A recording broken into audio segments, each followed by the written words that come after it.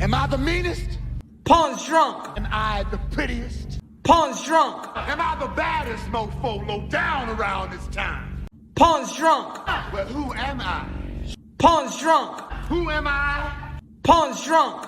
I can't hear you. Pawn's drunk. AKA Mr. Moo Woo Shot himself. Of Harlem.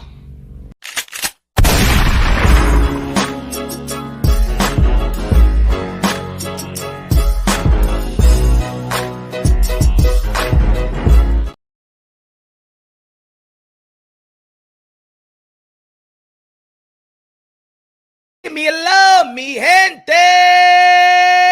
Que lo que? You already know this is Punch, Drunk, Boxing, a.k.a. Mr. Moo Shot himself, a.k.a. El Adobo, a.k.a. El Sazón, a.k.a. El Maldito Borracho.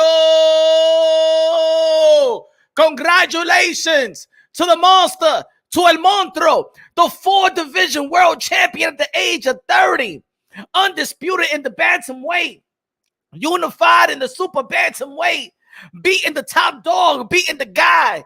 Shit. Naoya Inoue. Let's go. Let's go. Pound for pound. 1, not 2, no 3, no 4, not 1, 2, 3. You can flip it around. It's number 1. That's it. Monster El Monstro. Number 1, pound for pound. No debate. No arguments, no discussion. He's number 1. That's it. He ain't need a marinated fight. Ladies and gentlemen, smash the like button. You already know it. El loco de la white TVC. Aquí me meet my friend. Randy in the building. What's good? Smash the like button, ladies and gentlemen. Smash the like. Smash the like you was smash your shorty. Let's go. Danny Medina, one of the members of Punch Drunk Boxing. If you want to become a member, you already know. Smash that link. You already know in the chat. Let's go. Danny Medina in the building. What's good, y'all? Woo! Hey! July is hot. July is meant to be hot too. What's good, the people? What's good? What's good? Guts in the building. What's good, man? Randy. La música de Randy. La música de Randy. Excuse me. Philip in the building. What's good, Philip? Philip, te tengo con la música ahora mismo. Philip in the building. What's good, y'all? What's good? ASAP Sam con la bandera de República Dominicana. Let's go. Randy con la bandera de República Dominicana. In the building. That's what I'm talking about. La música de Randy. Espera. Vamos a poner la música de Randy. Let's start this off real good. Let's go, baby.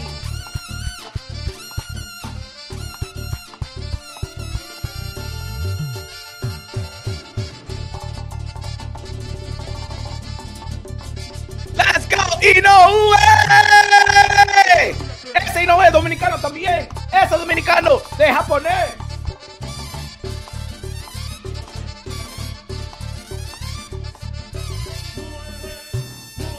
El monstruo ganó. The Monster, he won. 4-division world champion. 4-division world champion. Coño, el japonés. Tokio, el monstruo. ¡Ay! Tengo miedo. Hey, ladies and gentlemen, you already know. Hey, Alok Sensation. DJ Camelo, págame la música, Young.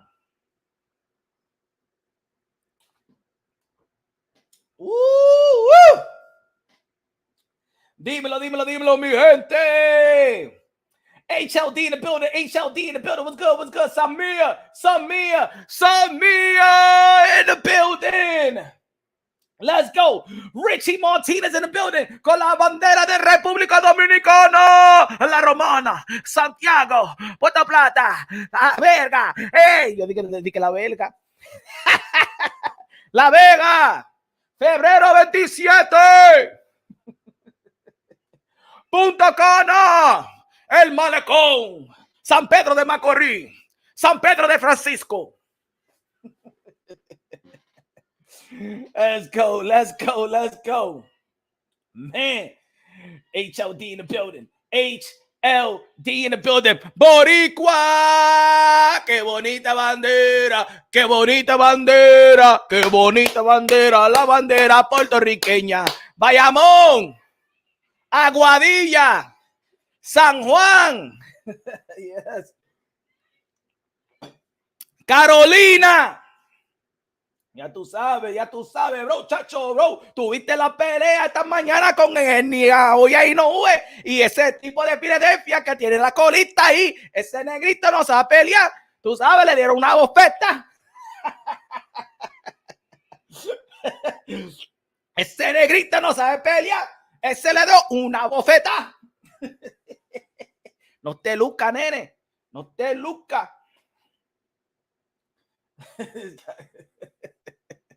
That's what I'm talking about, G Roy. You already know. You already know. Danny Medina in the building. Danny Medina in the building. Say, yo, punch.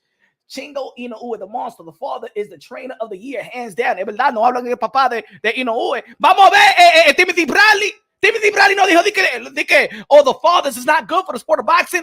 Timothy Bradley said that fathers should be banned from the sport of boxing. Then you got Teofimo Lopez being Josh Taylor. You got Naoya Inoue. Naoya Inoue's papi, daddy. Mira lo que está haciendo el papá y este Timothy Bradley, ese gordito feo.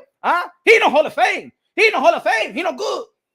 They should ban fathers. You crazy? You ban the father. We don't have Naoya Inoue. You ban the father. We don't have no Devin Haney. You ban the father. We don't have no Teofimo Lopez. You ban the father. We don't have no Floyd Mayweather. He had the tigre. We don't have no Virgil Ortiz. You ban the father. We don't have Jerome Bruce Ennis. He had the tigre. Ese tigre tiene papá. O el papá le hizo el huevo y le por la naga. You know, say, I'm sorry, but I don't understand. Smash the like button. Smash the like. Smash the like.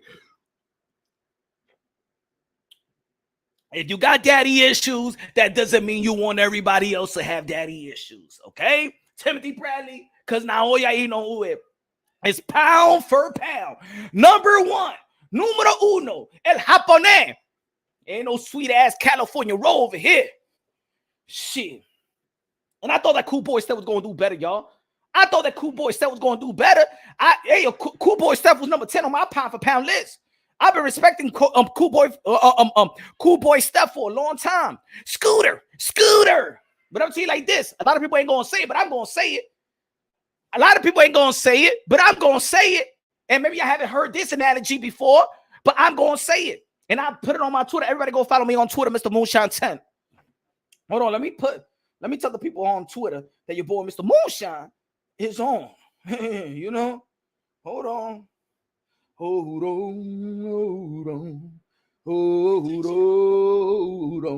Espera, mi hermano. Everybody, yo, share it on your social media that your boy Mr. Moonshine is on right now. We're going to share it right now on Twitter. We're going to share it now on Twitter.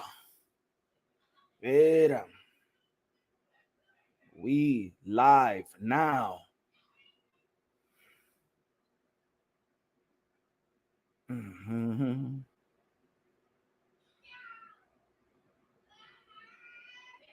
No, pound for pound. Excuse me, pound for pound. Number one until further notice. Así me meto, mi hermano. We live right here. Everybody, smashy the like button. Yo, you know what? Look like a bigger guy. Hey, I'm gonna take it. Hey, yo, Danny Medina, everybody that's tuning. Christian Padilla in the building. What's good, man? Christian Padilla in the building. Dímelo, mi hermano. Que yo dije ayer? What I say yesterday when I was talking to my boy, Raps, I said that size does not matter. I'm not talking about your chick's opinion. I'm talking about the boxing opinion. You know what I'm saying? There's the myth out there in the sport of boxing that they be saying, well, the good big man always beat the good little man. That's what we hear in the sport of boxing. We keep on hearing that. We keep on hearing that type of myth. We keep on hearing that type of, that the great big man beats man. No. Boxing is not like that. Nah. It's the great little guy always beating the great big guy. That's boxing. That's boxing nowadays. For how long y'all we've been hearing that the big good guy, the big good guy always beat the good little guy. No. Why you think Mike Tyson was the baddest man on the planet. He was the smallest heavyweight. Why you think that Manny Pacquiao, the 8th division world champion, 12-time, 6-time lineal, 12-time world champion, the ambassador of the humanitarian, the greatest karaoke singer of them all, Diego Manny Pacquiao, because he was a little man that was beating a big guy. Why do you think Canelo Alvarez is the 4th division world champion, super middleweight, undisputed? One of the best resume in the sport of boxing today. The cash cow of the sport of boxing, a.k.a. King Nelo, a.k.a. Cartelo, a.k.a. Cash Nelo, a.k.a. Payday, a.k.a. get the fuck out of here, man. Canelo Alvarez is a man that is a small guy that's beating up the big guy. Manny Pacquiao's a small guy that's beating up the big guy. Why do you think that Oscar De La Hoya became a 6th division world champion? He was a small guy moving up away, daring to be great, beating up the bigger guy. Huh? Come on, even Floyd Mayweather, 5th division world champion. It was a small guy beating up the little guy. What about Roy Jones Jr., 4th division world champion? Only 2 men in the sport of boxing. Him and what's his name? Damn. 2 guys that's Floyd Patterson. Him and Roy Jones Jr. is the only guy that won from the small division to the middleweight to become a heavyweight champion of the world. Who's the unified heavyweight champion of the world right now? Alexander Usyk, that was a cruiserweight undisputed. I'm gonna tell you like this: the small guy is always beating the little guy, and maybe this weekend, one of the most prestige weekend of the sport of boxing. Earl the True Spence, Bud Crawford is the little guy that came from 135 pounds, Stevens Young, is going to go up against the good big guy, Earl the True Spence, and the little guy will do what Inoue did this morning versus Stephen Fulton, the former unified champion, WBO, WBC. Naoya Inoue, the 4th division world champion, bantamweight, undisputed super bantamweight, unified champion. The little man always beat the good big guy in the sport of boxing. Let's go, baby. It's punch on boxing, baby. Who delivered the shit like me? Nobody. Who got passion for boxing like me? Nobody. Nobody in this community. Maldito sea. Vamos, la ofrenda. La ofrenda. Let's go. El boxeo. Elvis. You heard Steven Jackson saying that Timothy Bradley is too biased and he never beat Manny Pacquiao and he shouldn't be in the Hall of Fame. Mira, Steven Jackson, vete, tú estás fumando mucho crack en ese weed, esa hierba. Maldito hater. Vete de boxeo, que tú eres un baloncesto. Get the fuck out of here. Bounce your way back into the NBA or bounce your way back into talking about basketball. What the hell Stephen Fulton is doing talking about boxing? He don't know shit about boxing. All these people all these people that talk about boxing, all these hosts, YouTube channels, independent media, y este Showtime le dan a este tigre que no sabe nada de boxeo. Un limelight. Give me the microphone. Shit. What's wrong with these guys, man? Giving guys like that a voice in the sport of boxing. He ain't even a good analyst in basketball. Gracias por los 5 pesos de Super Chari Chari Parique a comprar French fry con chicken wing.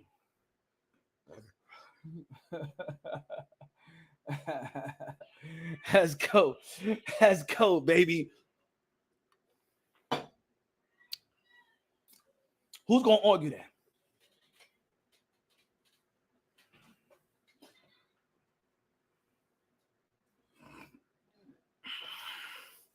Ladies and gentlemen, who's going to argue that? That now you know is not pound for pound? Who's going to argue that, ladies and gentlemen? ¿Quién va a discutir con la gente? And all these people and the people out there, let me tell you something, you race bait and mother effers and stuff like that you just wanted to talk about Inoue and Stephen Fulton because you thought it's going to create some type of, these mother effers out here that was downplaying Naoya Inoue. What about his resume? He haven't fought nobody. Who is he for? What has he done?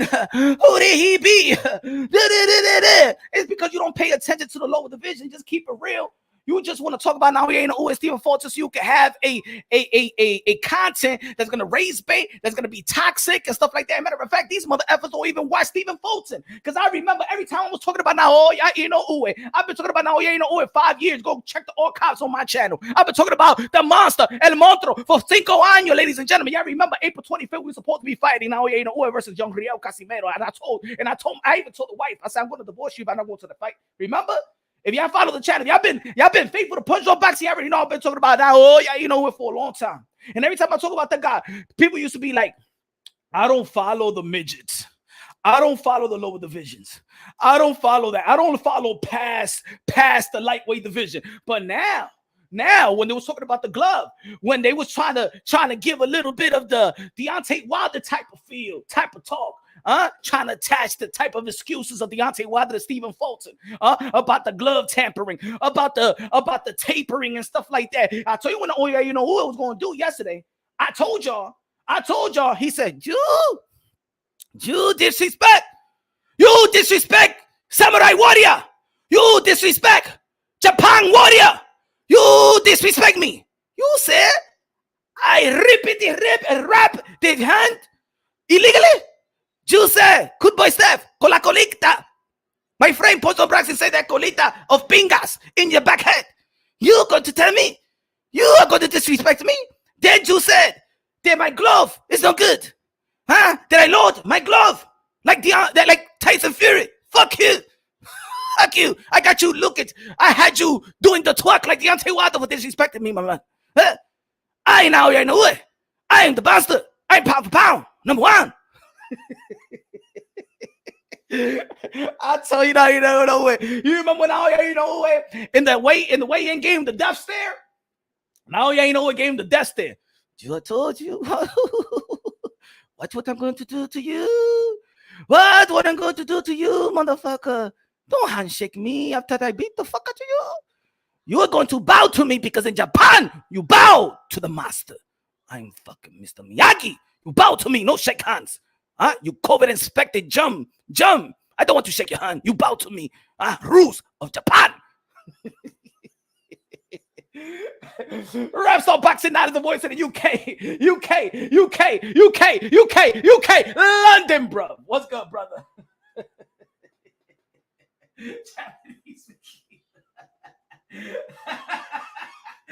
Hey, yo, Guts, colito de pinga. He said, hell yeah, you know what to say. Like, punch him back, she told me. What you have that colita in the back of your head? That's pinga. That's Asian size pinga in the back of your head. Cool boy. You're good. You're not cool boy. You're a top boy. You know cool boy. You beta boy. You are a beta boy.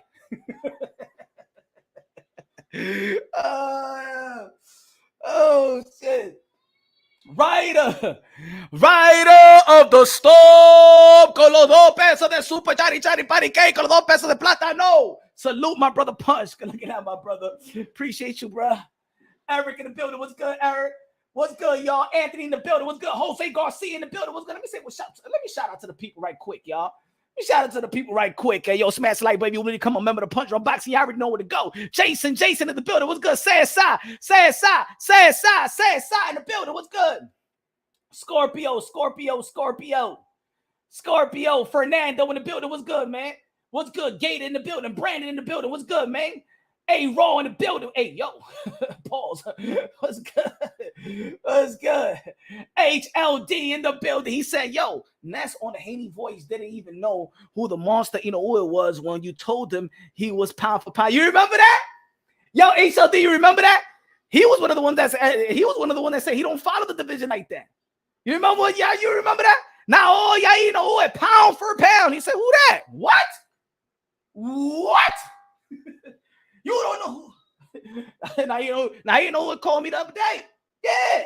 Now you know what called me the other day. Say that people don't know him. He said, yo, don't you know that this channel over there, they don't know who I am? I said, I don't know, you know what I'm talking about? You know what I'm saying? These people just want to hate on you. I don't know, man. They don't know who I am. Even Javante Tank Davis say I ain't the goods. Everybody say, even Mike Tyson said, I am better than Manny Pacquiao. Mike Tyson said that the best man of all planets. He said the better man. He said the best man of the planet. He said Mike Tyson, the baddest man of all planets. What's good? Jackie Hernandez, la reina de boxeo. Got a 5 pesos de super chari parique. He said, I can't stand these race baiting ass channels. Felt good to see them looking stupid and swallowing their words. That's the words ain't the only thing that they be swallowing. They be swallowing binga. That's what I'm talking about. They be swallowing Malik, Maurice's, Deshaun's, pingas. Knock, knock, knock, knock, nuke, nuke, kook, kook. JJ, hey, hey, Fay, Fay, fag, hey. Ahí mamando pinga a esa gente. Huh? Mother ever wanted to be talking about. First time you hear them talking about. Look, I'm gonna tell you like this, like I said yesterday. If people see, you know what was so beautiful this morning? You saw the Tokyo fan. I'm gonna tell you like this: the Tokyo people are respectable. They respect. You see how they cheer for Stephen Fulton when he came out. Very respectable. Yes, we respect anybody that fight our champion because you gonna get the ass cooked. There was clap of Stephen Fulton. But let me tell you like this: Stephen Fulton was a unified champion. It was Inoue moving up. It was Inoue daring to be great, challenging the champion. But if the culture, instead of y'all creating toxic, because y'all never talked about Stephen Fulton. Y'all don't talk about Inoue, and I'm talking about the race baiters and stuff like that. That all of a sudden wanted to talk about this fight when you heard the hand wraps, when you heard the glove. And the only reason these race baiters was just trying to talk about Naoya Inoue and Stephen Fulton is because when they heard the glove and they heard the rap, they started thinking about their boyfriend, Deontay Wilder. They started thinking about Deontay Wilder. And they said, oh, this is good content. That's the only reason why these mother effers was talking about the fight. Because they heard raps, they heard gloves. Deontay Wilder, Tyson Fury. What are they doing to Stephen Fulton? You ain't give a damn about Stephen Fulton. If you gave a damn about Stephen Fulton, you would have supported Stephen Fulton. And this fight probably could have been happening in America, in Atlantic City, that's close to Philadelphia. But you know what? The reason why Stephen Fulton, the champion, was in Tokyo, because in Tokyo, they're going to give him the most money. Because over there, they're going to support their own fighters. And that's the reason about this community. I got to say the truth. I don't give a damn if you don't like it. If you don't like it, I speak truth. El Pastor de Boxeo. I hear a bunch of complaints all the time. All the time. They don't respect us. They don't like us. These belt federations like the foreign fighters or Latino fighters and stuff like that. How about you support your own like everybody else does? It don't matter how much we like the Canelo Alvarez versus, or we don't like the John Ryder versus Canelo Alvarez, but when he fights in Mexico, it was sold out within hours. Kell Brook, Amir Khan sold out within hours. You know what I'm saying? Earl the True Spence and Bud Crawford ain't even sold out yet. What is happening? Is it a coaching thing? Oof.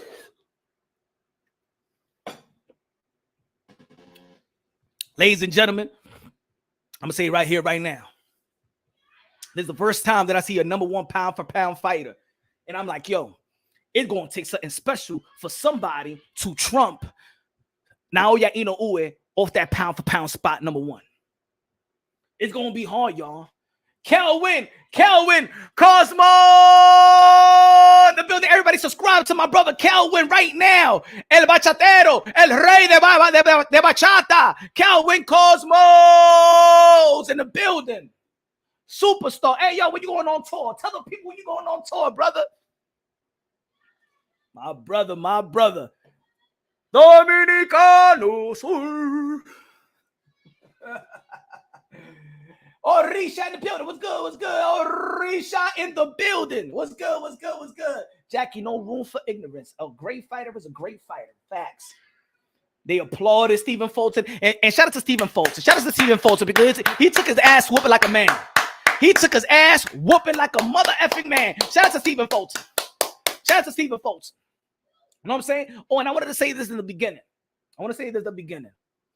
Even though that Naoya Inoue was going to beat Stephen Fulton. Because I said it. Stephen Fulton got skills. He got skills to pay the bills. But Naoya Inoue, he's just a special fighter. Everything that Stephen Fulton was going to do, even if he would have done it good, Naoya Inoue would have adjusted and would have done what he did yesterday. I thought that Stephen Fulton was going to do a little bit more. Naoya Inoue was sharp, powerful, jab, power punches, jab to the solar plex. You saw the sequence of that. Jab to the solar plex. As a matter of fact, if you saw the whole fight, he let it. This was a game plan. The sweet see, because I see boxing probably different from other people. I see it like it's like life. A 12-round battle is like a lifespan and stuff like that. And I see where Naoya Inoue was heading, what he was setting up. If you see the fight, he was touching he was jabbing the solo plex. He kept on jabbing the solo plex. And I said this yesterday, because of his height, he's going to go to the body. We already know he know how to barbecue the ribs, right? But boom, he was jabbing the solo plex, jabbing the solo plex. Round one, jabbing the solo plex. Everything was dictated by jabbing the solo plex, right? Stephen Fulton was still guarding up. But by the seventh round, or the eighth round, I'm sorry.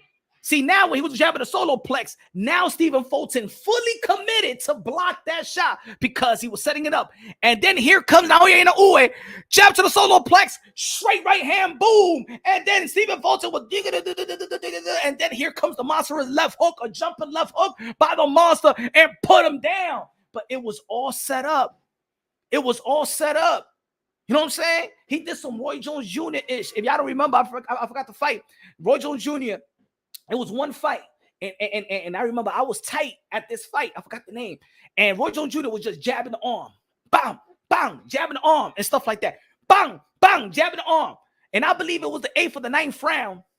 The fighter went like this. My arm is broken. And you would have thought that fight, it was like, yo, what Roy Jones Jr. is doing. Roy Jones Jr. was jabbing the arm, like for a good 8 rounds.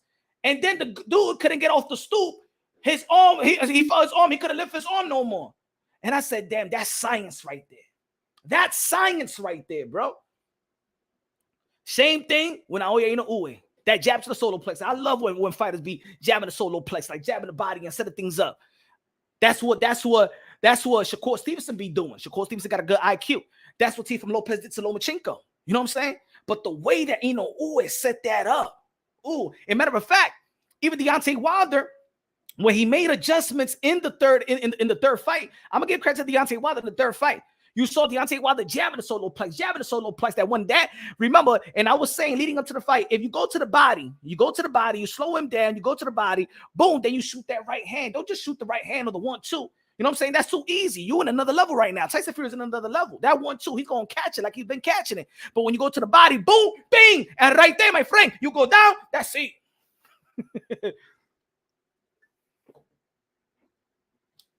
But ladies and gentlemen, it's going to take something special. It's going to take something special to knock off Naoya Inoue off the pound-for-pound #1 spot. It's going to take something special. So, ladies and gentlemen, I want you to help me out here. I did a poll. Let me check the poll where we at right now. I did a poll. I said Naoya Inoue is #1 pound-for-pound. It's going to be hard to replace him. What will need to happen to replace him? Bud Crawford beats Spence. A lot of people chose that, 46%. Charlo beats Canelo Alvarez to become a 2-division undisputed world champion. 12% people picked that. Usyk beats Tyson Fury to become a heavyweight undisputed champion. We haven't seen a heavyweight undisputed in a very, very long time. Probably, 22, 23 years or something like that. Canelo beats Benavidez. People have that 15%. So 125 people voted. Go get your votes in so we can tally this up. But I got more fights. The only reason I can only do 4 is because that's the only limit that it gives. But let's break it down just a bit. We know how special Naoya Inoue is. We saw how special he did look. Again, congratulations to Naoya Inoue, his father, Timothy Bradley. You see how good father trainers are, Timothy Bradley.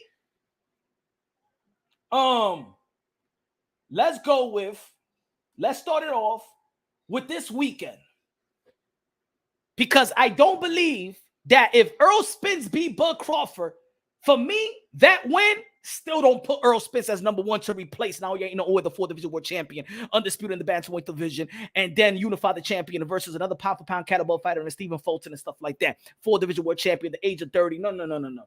Earl Spence beating Bud Crawford to become an undisputed in the welterweight division is not enough to trump a Naoya Inoue at that #1 spot. It's not enough. But Bud defeating Earl the True Spence. The 3-division world champion, undisputed 140-pound division, and then going up to face the top dog in Earl the True Spence and beating Earl the True Spence, who got a good resume, beat Kell Brook, beat Sean Porter, beat Dennis Garcia, beat Ugas. Wish that they would have been, somebody would have beaten on Keith Funtime Thurman, rather Bud or Earl the True Spence, because I believe that's a cloud that's going to be in the welterweight division, in my opinion. But anyway, this is the fight that the fans want to see. This is the number 1 versus the number 2 in the welterweight division. The only way that there could be a debate or argument about who's going to replace Naoya Inoue as number 1 will be Bud defeating Earl the True Spence and becoming a 2-division undisputed world champion, already having 3-division world champion. You know what I'm saying? Already being undisputed at 140, undefeated, has knocked out everybody he's faced in the welterweight division. He's not slowing down. He is a gym rat. He is a good ambassador to the sport of boxing and stuff like that. He just, this is his life. This is his life. I think for Earl the True Spence, who is a good fighter, I just think that he prepares when he got a contract on the table. Bud Crawford don't need a contract on the table so he can prepare for the Earl the True Spence. Bud Crawford lives boxing. That's the difference. It's the difference. He does what special fighter does. He does, look, I'm gonna tell you, when I'm talking about live like a champion, live like a fighter, you see Floyd Mayweather still running, right? Floyd Mayweather still be jogging. Floyd Mayweather still run the miles till today. Manny Pacquiao still working out till today. Julio Cesar Chavez still working out till today. Bernard Hopkins is weighing 160 pounds right now till today. Even Oscar De La Hoya, I know he be, but I'm gonna say Oscar De La Hoya, he's still in shape. Mike Tyson still in shape. Sugar Ray Leonard still in shape. These guys know how to live like a champion. I know I said Mike Tyson and Oscar De La Hoya. We gotta let me put that to the side. You know what I'm saying? They know how to get back in shape, but mine is Oscar De La Hoya and Mike Tyson, because we see them balloon up. But these fighters, they stay in shape. Bud Crawford stays in the gym, whether he's got a fight coming up or not. And when we talk about character, right? A lot of people want to talk about when we talking about Bud versus Spence, and people want to bring up the character. Well, Earl the True Spence, he had a car accident and he overcame that. Well, okay, he overcame that, but guess what? Bud Crawford overcame a gunshot in his head. How about that? Right? People forget that, though. People forget. If you want to talk about overcoming, okay, let's talk about everybody overcoming then. You know what I'm saying? Earl the True Spence, yes, highly documented, overcame a car accident. Bud Crawford overcame a shot in his head. How about that? So please spare me just one side of the story of overcoming. This man overcame a shot in his head. All right? It's a difference. He lived like he got nothing to lose. He got another chance, and he's making the best out of it. Bud Crawford been making the best out of it as well. Don't get it twisted. There's only one guy that been through certain things. No, both of these guys been through horror-ish. Both of these guys tasted death. Or close, tasted death. Both of these guys had an experience in which they have to now really look at this life as a true blessing, as a second chance. Character. Both of these guys are great fathers. Character. Both of them. Bud Crawford stays with his lady. Got what, 6 kids with his wife, with his baby mama. We hear a lot of people be having baby mama drama. Bud Crawford don't got no baby mama drama. Good family man. You know what I'm saying? Ain't trying to be out there with the chains and stuff like that, trying to portray an image that he's not. He's portraying a good image. We need Bud Crawford, Earl the True Spence.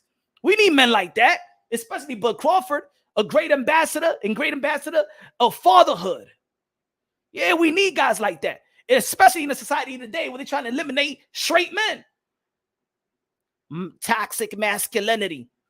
In a society today where they don't give a damn about fathers, they try to eliminate the father. They try to eliminate the nuclear family. But when you see Bud Crawford, you see his union, his wife, his kids, his family. That's what represents. That's what a man really represents. Good man. Go out there, provide for your family with your bare hands. Fight for your family. Stay with your family together. Stay with your wife.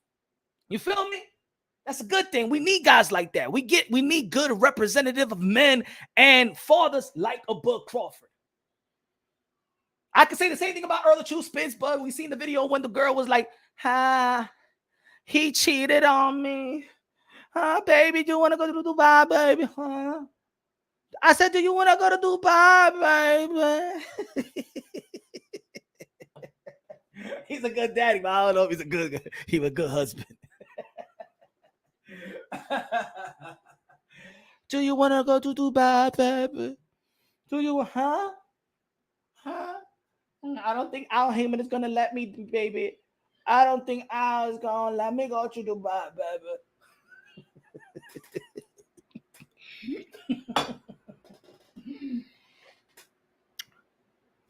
Kings of the Commonwealth in the building. What's good, man? Kings of the Commonwealth say, yo, hey, Punch, you think Inoue can get competitive with Robisa Ramirez? I'm going to say it like this. I said this yesterday. Good looking out, Kings of the Commonwealth. I said, look, Inoue beating Stephen Fulton, might as well move up. Because you're going to become, it's going to be easy work from there. And then if you move up to the featherweight division, I could see him actually beating Lee Woods and become a 5 division world champion. I think he beats everybody in the featherweight division. But I do think that him and Robisi Ramirez, and I'm saying it right now, I said it yesterday, and I said it during the video after the fight. Robisi Ramirez versus Naoya Inoue is a matchup to look forward to. And now I'm not trying to speed up Naoya Inoue, but I think that he just looked too special. Like, my man, it's almost like Bam Rodriguez. Bam Rodriguez looked too special to even move back down to the 112 pound division. Once you beat Guadalajara and once you beat Riverside, I even know why you move back down. I don't want Bam Rodriguez to be a weight bully and stuff like that. Move up. I want Bam Rodriguez to face Chocolatito Estrada. That's what we need from Bam Rodriguez right now.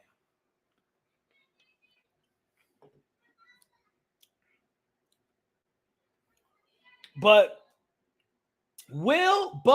is Bud defeating Spence going to trump Naoya Inoue from the pound for pound list? Or is it going to be Alexander Usyk defeating Tyson Fury, the cruiserweight undisputed world champion, beating Anthony Joshua, one of the best, or probably got the best resume of this era of heavyweights, going up in weight, weighting like what, 30 pounds less than Anthony Joshua, beating Anthony Joshua, hurting Anthony Joshua, beating him twice.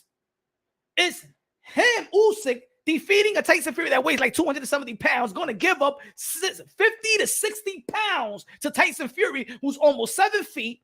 Alexander Usyk is only 6'3". If Alexander Usyk beat this giant, and like I've been saying earlier, it's become apparent. A lot of people like to say that the big little guy is better than the good little guy, will beat the good little guy. No, in boxing, it seems like the good little guy is beating the good big guy. If Alexander Usyk beats Tyson Fury, will Alexander Usyk be #1 pound for pound and trump Naoya Inoue? That's debatable as well. I'm only going to be talking about fights that I would think special wins that I believe is going to trump Inoue, because I think that Inoue is going to reign supreme as pound for pound #1. And it's going to have to take somebody special, a special performance, a special win to trump Naoya Inoue. Because right now, I just don't see him being replaced. It's going to be hard. 4th division world champion, undisputed bantamweight, beating Stephen Fulton. That shit ain't no cakewalk, bro. That shit is hard, man. Hard, like my milk in the morning. But Alexander Usyk, being a cruiserweight champ, undisputed, going to the heavyweight division, and then being Anthony Joshua and being Tyson Fury.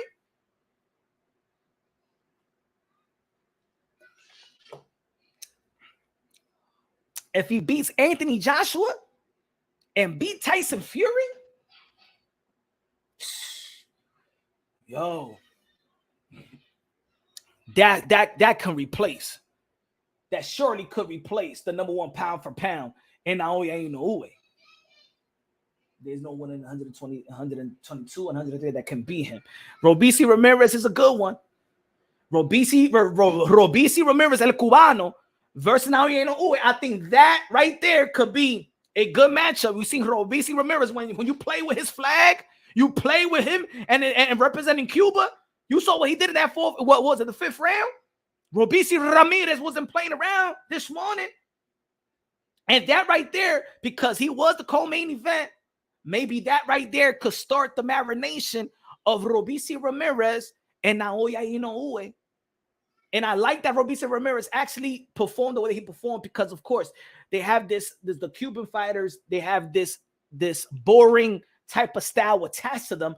I like that Robeisy Ramirez did what he did on the great night in Tokyo, on a great morning of boxing. So, moving up, I think Naoya Inoue is going to do maybe Naoya Inoue versus Ray Vargas. I think Naoya Inoue versus Lee Woods in the UK would probably do good or do good numbers. I think it will sell out in the UK. See, I'm thinking about a good matchup, but I'm thinking about also money as well. Because it's realistic. We just gotta pay attention to the business of boxing, so we could talk realistic, so we could sound, so we can make objective and logical assessments.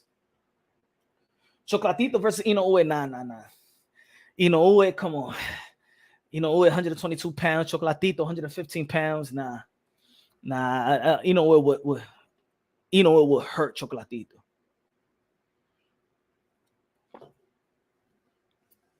Especially Chocolatito don't like to back up.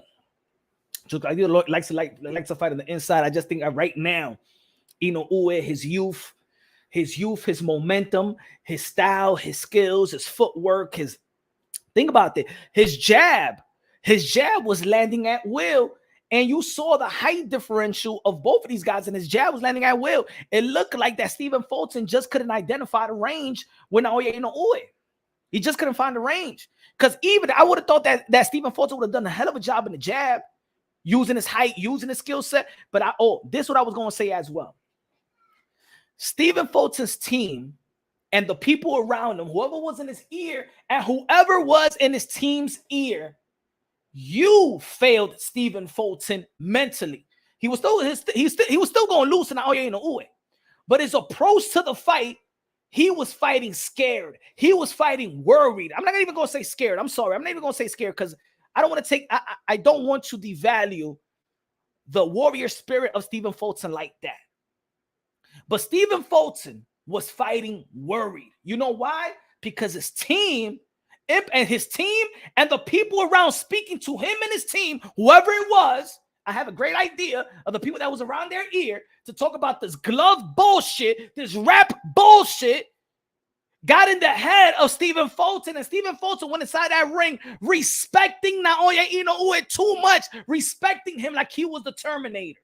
He went in that ring already thinking that this man is too lethal for me to compete because you gave him that type of energy. Or the reason why Naoya Inoue is good is because the way that he wrapped his hands. The only reason that he's good is because of the gloves and stuff like that. Stephen Fulton couldn't focus on the game plan because he was focused on the danger of Inoue. And he was timid. He was worried. But that was his team's fault. You gave Stephen Fulton that energy. Stephen Fulton never spoke about Inoue's gloves and wraps or nothing like that. He had all the respect for Inoue. Inoue had all the respect for Stephen Fulton. But his own team and the people around him, you made him feel like this guy was what we know. We know that he's special. But Stephen Fulton needed to respect Naoya Inoue, but don't respect him to the level where he wouldn't want to take the type of risk or set the tone. Stephen Fulton fought worried, and if other people want to use it, you could say that he fought him a little bit scared or really didn't want to take the risk, really timid. He was thinking too much. It wasn't second nature. Stephen Fulton failed him mentally wise. You did it at a wrong time. They never faced one another. And right the first day that Stephen Fulton meets Naoya Inoue, y'all complaining about the wraps. Then y'all started complaining about the gloves. Y'all made Stephen Fulton feel like you need to worry about something. You know what I'm saying? He could be on PEDs. He could have a loaded glove. He could have a cast hand. Stephen Fulton went like that, man. You mind fucked Stephen Fulton. Stephen Fulton's team did a disservice to the psyche of their own fighter. I heard people trying to say, oh, no, that was mind games. No, the mind games was played within their own camp.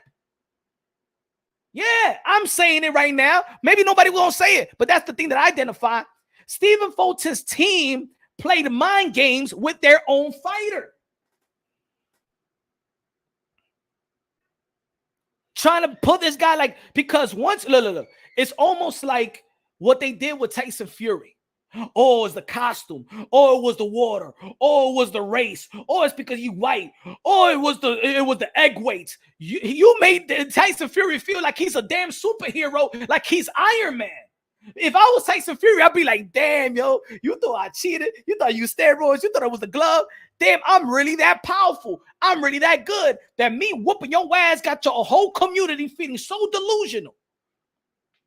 You think that you play mind games with Tyson Fury? You ain't play mind games with Tyson Fury.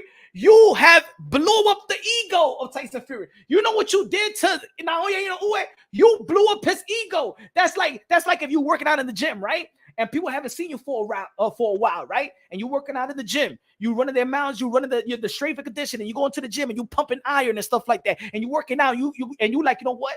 Yeah, man, I'm going to get my body right. I'm going to feel like the best I ever felt. You know what I'm saying? I'm going to look right. I'm going to feel right. I'm going to look as strong. I'm going to feel and look as strong as I ever been. And then people going to be like, you know, when you in the gym, there's going to be haters and be like, ¿Y qué tú estás usando? What are you using? Hey, yo, you using PEDs? Or you using drugs?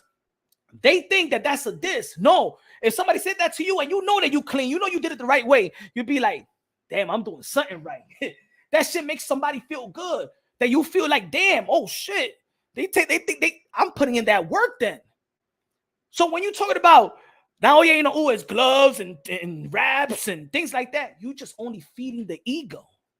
You're not playing mind games with Inoue. You filling up his ego. And you saw the confidence in Naoya Inoue. You saw his confidence in that way, and you saw his confidence. We never seen Naoya Inoue like that in the weigh-in. Not like that. He was dialed in. He was ready to go. He was ready to make a statement.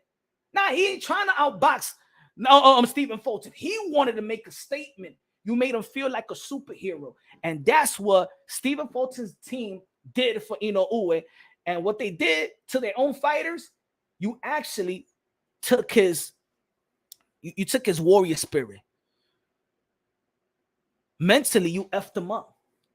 Mentally, you told indirectly to your own fighter, you're not good enough to beat him. So he got to be cheating.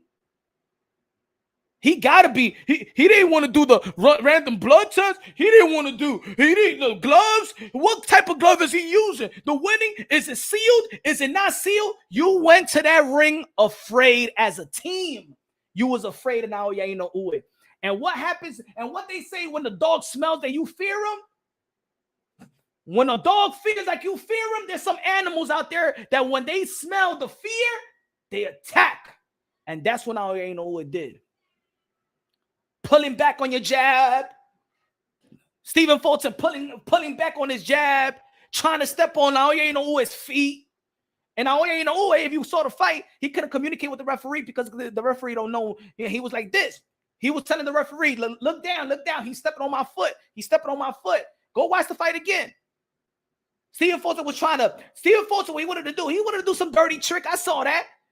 Stephen Fulton wanted to step on his foot, stay on his foot. He had his whole foot on Naoya Inoue. Had his whole foot. Boom. Like that. Stepping on his foot so he could deliver a jab. But he was so timid to even shoot the jab. Stephen Fulton fought in a way I never saw him fight. He didn't fight like that versus Angelo Leo. Versus Angelo Leo, he said, I'm going to beat him in his own game. I'm going to fight the Mexican style fighting. Yes, Stephen Fulton did better in the 7th round. I gave Stephen Fulton no rounds whatsoever. I gave Stephen Fulton no rounds, but he did pretty good in the 7th round. But once he did good, and I was saying it, if you follow me on Twitter, Mr. Moonshine 10, I said, he's just too slow for Inoue. He's just too slow. Say in the building. What's good, man? Smash the like button, ladies and gentlemen. Smash the like button. If you haven't subscribed to the channel, subscribe to the channel right now, baby. Now these haters that was saying, no, you know what? No, you ain't know who is he for? Who has he for? Who is he? Now you know who he is. Now you know who he is. Now you know who he is. You know what I'm saying? Now the people know who he is. You should have known who he was. Now you know who he is. I believe that Stephen Fulton could become champion again. Now you know is that. It's just like I believe that now Nonito Donaire are going to be beating Santiago this Saturday because now you know is not there. So Stephen Fulton, you could become a champion again, but if you move up, guess who's moving up? Who might be moving up too? Now you ain't know it. Now you ain't going to beat everybody in the 126, 122 pounds, 126 pounds. And I believe that Naoya Inoue, remember I did a video and I said Naoya Inoue is going to be, is giving me Manny Pacquiao vibes. Now, I'm not sure that Naoya Inoue is going to become a 8th division world champion. And even though we got to be real, we got to be honest, I'm a Manny Pacquiao fan. He is an 8th division world champion, but let's not neglect that he never really fought Margarito in 154. So technically, he's 7.5. 7.5 division world champion. I think that if Inoue reaches to the lightweight division, if he reaches up there, then but we got Tank Davis in the 135-pound division. I remember that Tank Davis said that he's willing to fight Naoya Inoue in the catchweight. And they're not too far apart from height. But yo, it's just scary to think about that. But we cannot neglect that. I'm sorry, folks. As much as right now, look, I'm talking about Naoya Inoue versus Robeisy Ramirez. But they asked Tank Davis if he wouldn't this fight Naoya Inoue. Now, Tank Davis know how dangerous Naoya Inoue always been. Tank Davis always spoke highly of Naoya Inoue. If it's anybody that Tank Davis ever spoke highly of in boxing, it's Naoya Inoue. You don't even got to ask Tank Davis about Naoya Inoue. Tank Davis will tell you about Naoya Inoue in two separate interviews where they didn't even bring up Naoya Inoue. Tank Davis brought him up. I'm just saying, there's certain fighters that see certain fighters and be like, shit, I'm lucky I'm not in that division. I know, I've spoken to fighters before. There are fighters out there that be like, you know what? I won't face him and stuff like that. Tank Davis been looking at Naoya Inoue. Now, right now, everybody going to be laughing and stuff like that. He's only 122 pounds. He just moved up. He's a little guy and stuff like that. If Naoya Inoue keeps on going forward, I believe he could be a 7th division world champion. Tank Davis already went to the 140. I'm gonna tell y'all right now, bro. Do not neglect that a fight in the future of Tank and Inoue will be built up. I'm just saying, if Naoya Inoue goes to the 126-pound division, beat the crap out of a Lee Woods or Ray Vargas or one of these guys, right? Brandon Figueroa. I would like to see a Brandon Figueroa rematch with Stephen Fulton in 126 pounds. If he goes to 110, and then if he goes to 130 and beats the crap out of Hector Luis Garcia, Joe Cordina, somebody like that.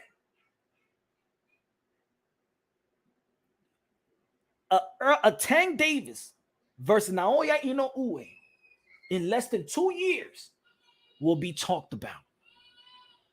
It will be talked about, regardless if we like it or not. Regardless if y'all saying, well, he's small. I'm gonna tell you like this, Manny Pacquiao was small too. And he beat the crap out of Oscar De La Hoya, beat the crap out of Cotto, beat the crap out of Ricky Hatton, beat the crap out of a lot of people. Yeah, he took his licks and he took his loss. But it's possible. Let's go. 2-time in the building. Good looking out con los 5 pesos.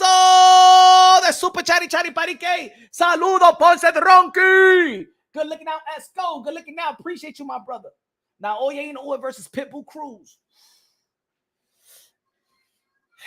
Nah, I'd say like this. If he goes to the 100, if he goes to the 126 pounds, beat and become a champion, a 5 division world champion, then go to the 130, become a 6 division world champion, a catch weight or a fight with Tank Davis, I will go straight with a fight with Tank Davis. I'm giving it, ladies and gentlemen, I'm giving this a 2.5 year plan.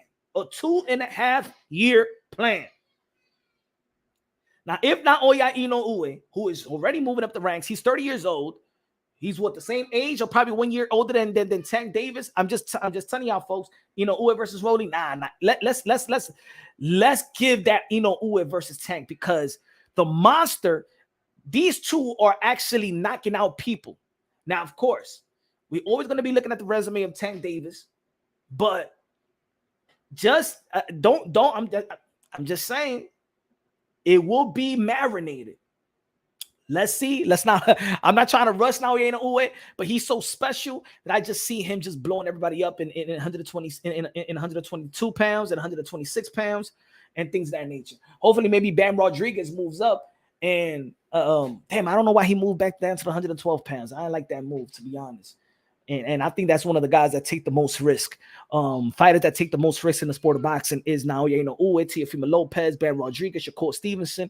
I like the type of risk that they have taken right away, straight off the gate of this generation, even though he's 30 years old. But shout out to Stephen Fulton also, because he could have gone to the 126 pound division. You know what I'm saying? What's the other fight? If Jermell Charlo beats Canelo Alvarez and become a 2 division world champion, I'm sorry, a 2 division world champion, 2 division undisputed world champion, moving up 2 weight classes to fight the cash cow, pound for pound, Canelo Alvarez. He's number 3 on my pound for pound. Canelo Alvarez, the 4 division world champion, super middleweight undisputed. If Jermell Charlo, the Iron Man, beats Canelo Alvarez, and also we got to think about it. What about if he stops Canelo Alvarez? If Jermell Charlo stops Canelo Alvarez, you already know that Canelo Alvarez probably got the best chin of this generation. Canelo Alvarez move up in weight not only because of his skills, it's because he could hold up, he could hold punches. He got one of the best beard of this, probably the best beard of this generation. If Jermell Charlo stops Canelo Alvarez, will Jermell Charlo trump Naoya Inoue as the number 1 pound for pound fighter of the world? Again, I'm talking about this. We congratulate Naoya Inoue. Naoya Inoue is my number 1 pound for pound. I don't see nobody taking him out of his spot. It got to be a special win. The only special win, I'm only mentioning the special win. That's what I'm saying. Jermell Charlo defeating Canelo Alvarez, not only defeating Canelo Alvarez. If Jermell Charlo stops Canelo Alvarez, a guy that never been stopped, never been dropped. If Jermell Charlo moving up two weight classes, he's already undisputed. He's on my pound for pound list, number 6. If he stops Canelo Alvarez, will he be the number 1 pound for pound of the world? And look, a lot of people like to put a lot of people on their pound for pound list. Cool. Everybody got an opinion, right? But how many fighters, and now it's happening now, but how many pound for pound fighters fight another pound for pound fighter? You know what I'm saying? Like Canelo Alvarez, when's the last time he fought a pound for pound fighter? Triple G. That was the last time Canelo Alvarez fought a pound for pound fighter. Pound for pound versus pound for pound. Right? Bud Crawford versus Earl True Spence is pound for pound versus pound for pound. Bivol versus Beterbiev will be pound for pound versus pound for pound. Bud Crawford never fought really.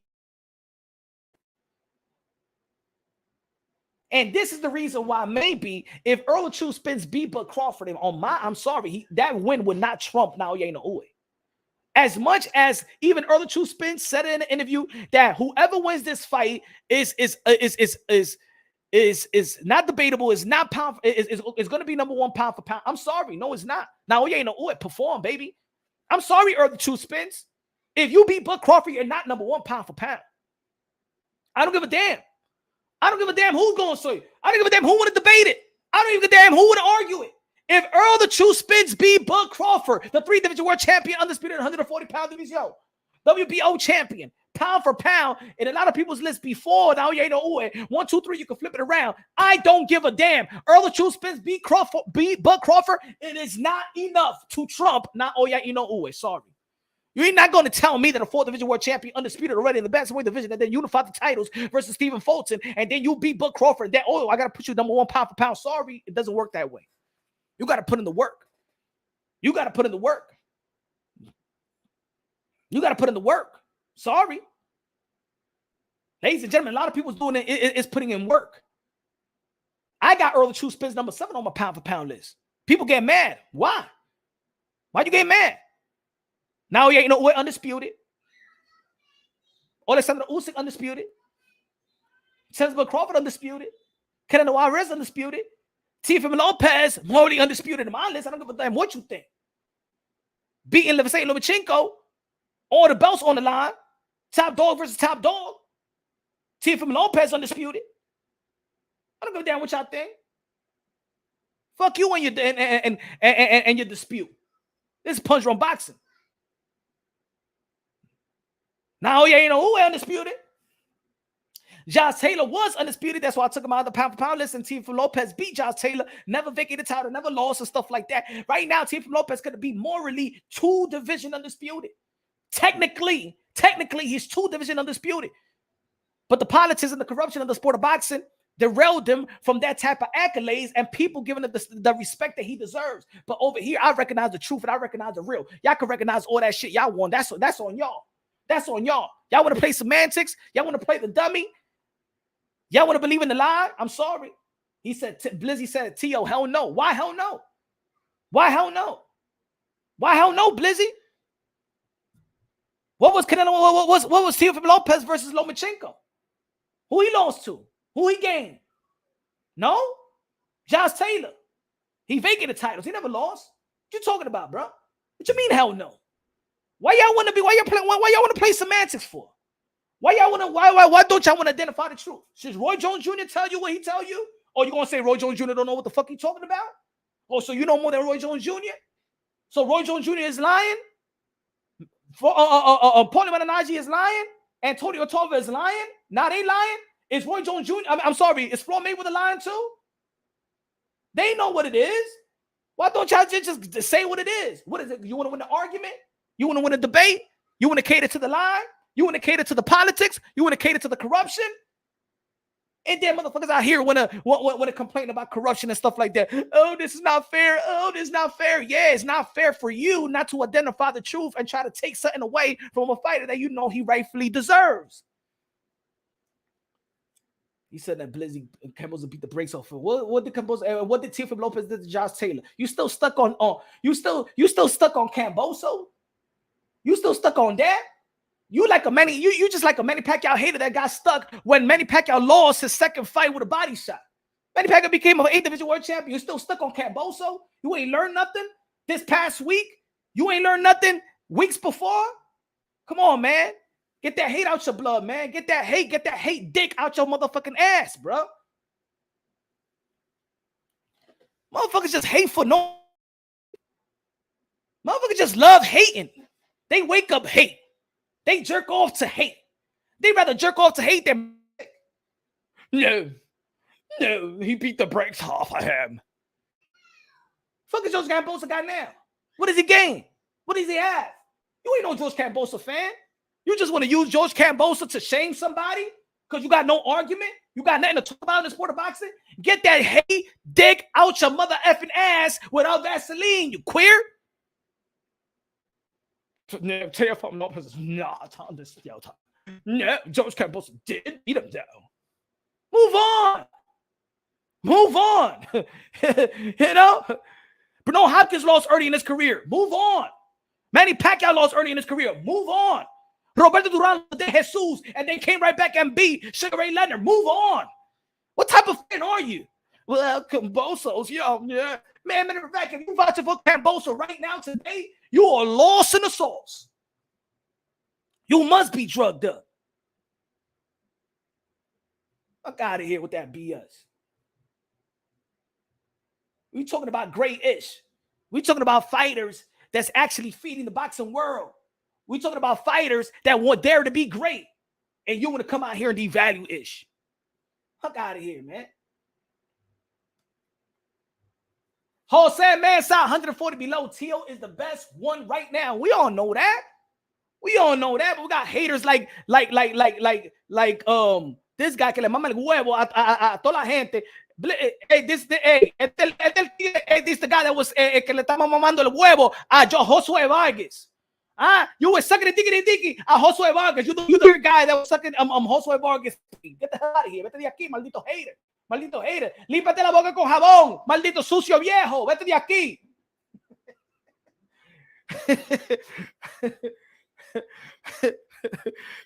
Get that.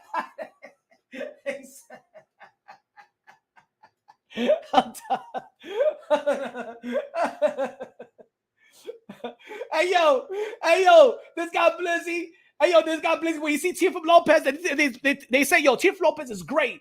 Is he great? He'd be like, hey, ¡maldito palomo! ¡Vete de aquí! ¡Le está mamando huevo de Josué Vargas!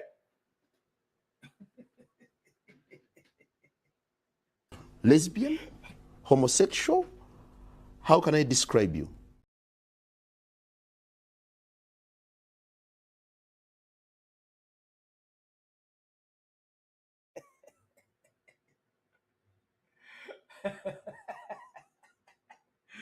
Charles on the cheese in the building. What's good, brother? Oh, man.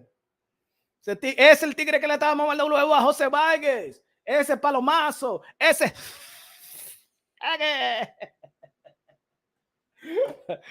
Oh, man. Right? What does Tio every time he had to do anything? I don't know, man. This guy, he's probably coming from these. What happened? Hey, yo, Other Cheese, you was drinking? You having a good time? You was having a good time? You was drinking yesterday? One has Tio Soap pay-per-view. Come on now. Look at this casual. We talking about boxing skills. We talking about dare to be great. He said, when does Tio out there and bought and had a pay-per-view? What channel you come from? Matter of fact, put it down right now. What channel do you come from? And tell me who's your pimp daddy, so I come over here and smoke the ish out of him. Tell who's your pimp daddy that's feeding you this narrative.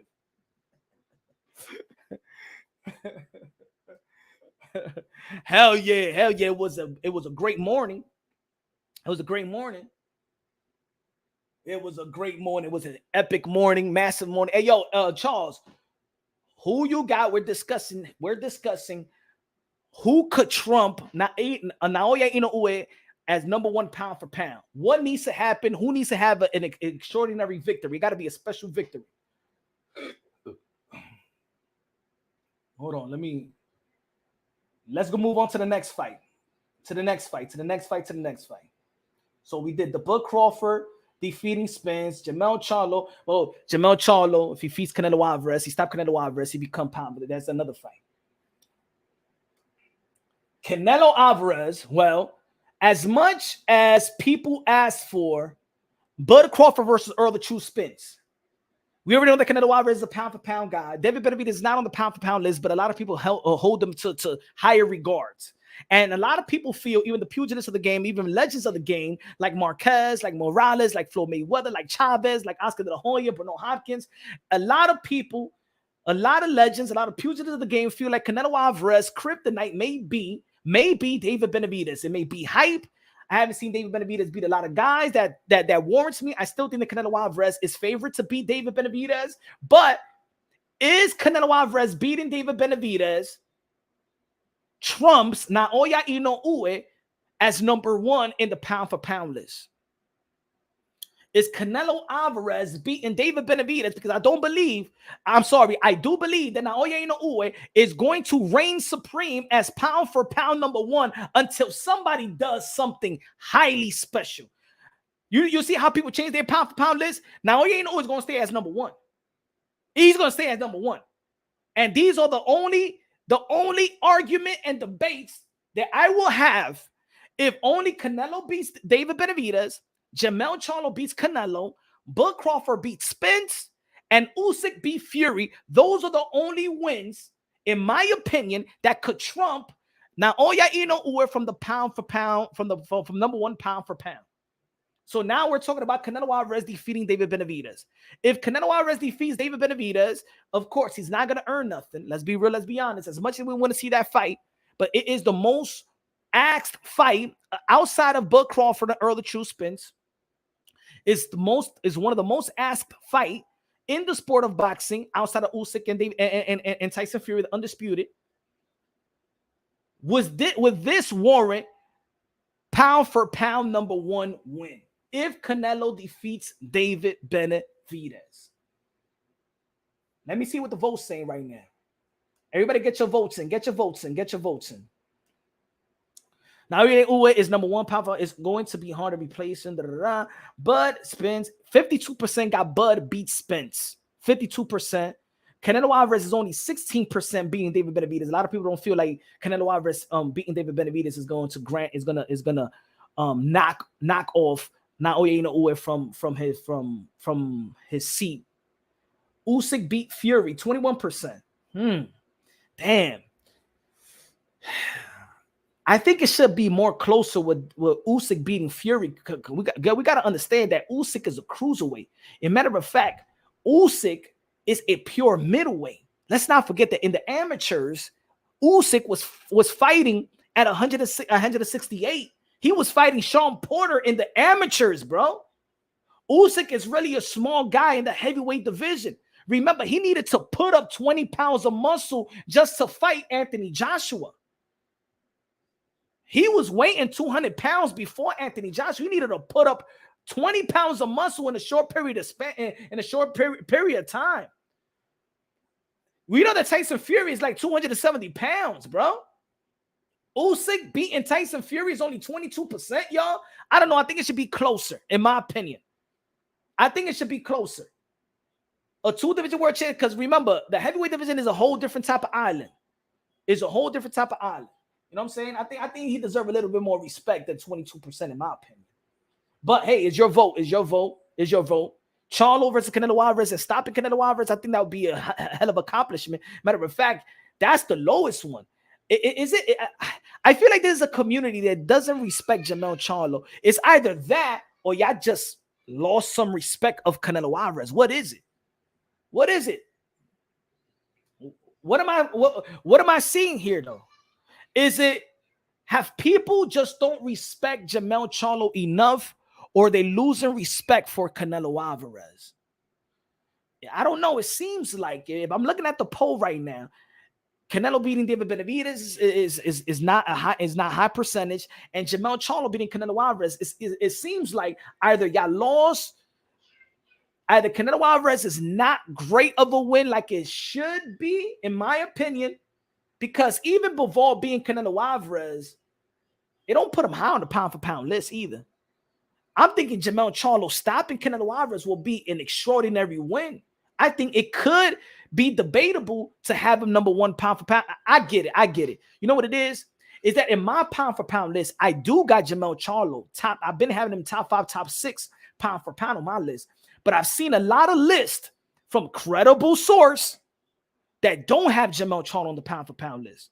And maybe y'all don't respect Jermell Charlo enough to, if he beats Canelo Alvarez, y'all put him as number one pound for pound. Or maybe he's just not enough. Damn, beating Canelo Alvarez to become undisputed, two division undisputed is not good enough. Damn, man. Damn, I don't know why people don't respect Jermell Charlo, man. I think Jermell Charlo is very, very underappreciated, devalued. I don't understand why. Why not? You know what I'm saying? He's always in shape. He fights the best. He cleaned his division. A lot of people feel like, oh, he hasn't beaten names, but I'm saying like this, man. These are the names that was there. He beat quality names. Jermell Charlo did beat Charles Hatley when Charles Hatley was good. He beat Charles Hatley. He beat Trout. He beat Rosario. He beat Jason Rosario when he beat J Rock. When Jason Rosario beat J Rock, he beat Tony Harrison. He got his get back. He beat Brian Castaño that beat Petra Teixeira, and a lot of people feel like Brian Castaño beat Lara. He knocked out Lubin in the first round. And it's not only that he's beating these guys, it's how he's beating these guys as well. If Jermell Charlo moves up to Division World Champion, come on, we always saying the guy that's moving up is there to be great. If he beats Canelo Alvarez, who's the cash cow of the sport of boxing, got the best resume and stuff like that, probably got the best chin in the sport of boxing, high accomplished, is another pound for pound fighter.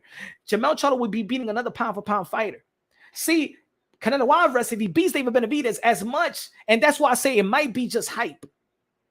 I like David Benavidez, but have David Benavidez really done enough, or we just like the way that he's been performing? Is beating Caleb Plant in a decision good enough for me, let's say, to look at it? I don't look at David Benavidez as a monster.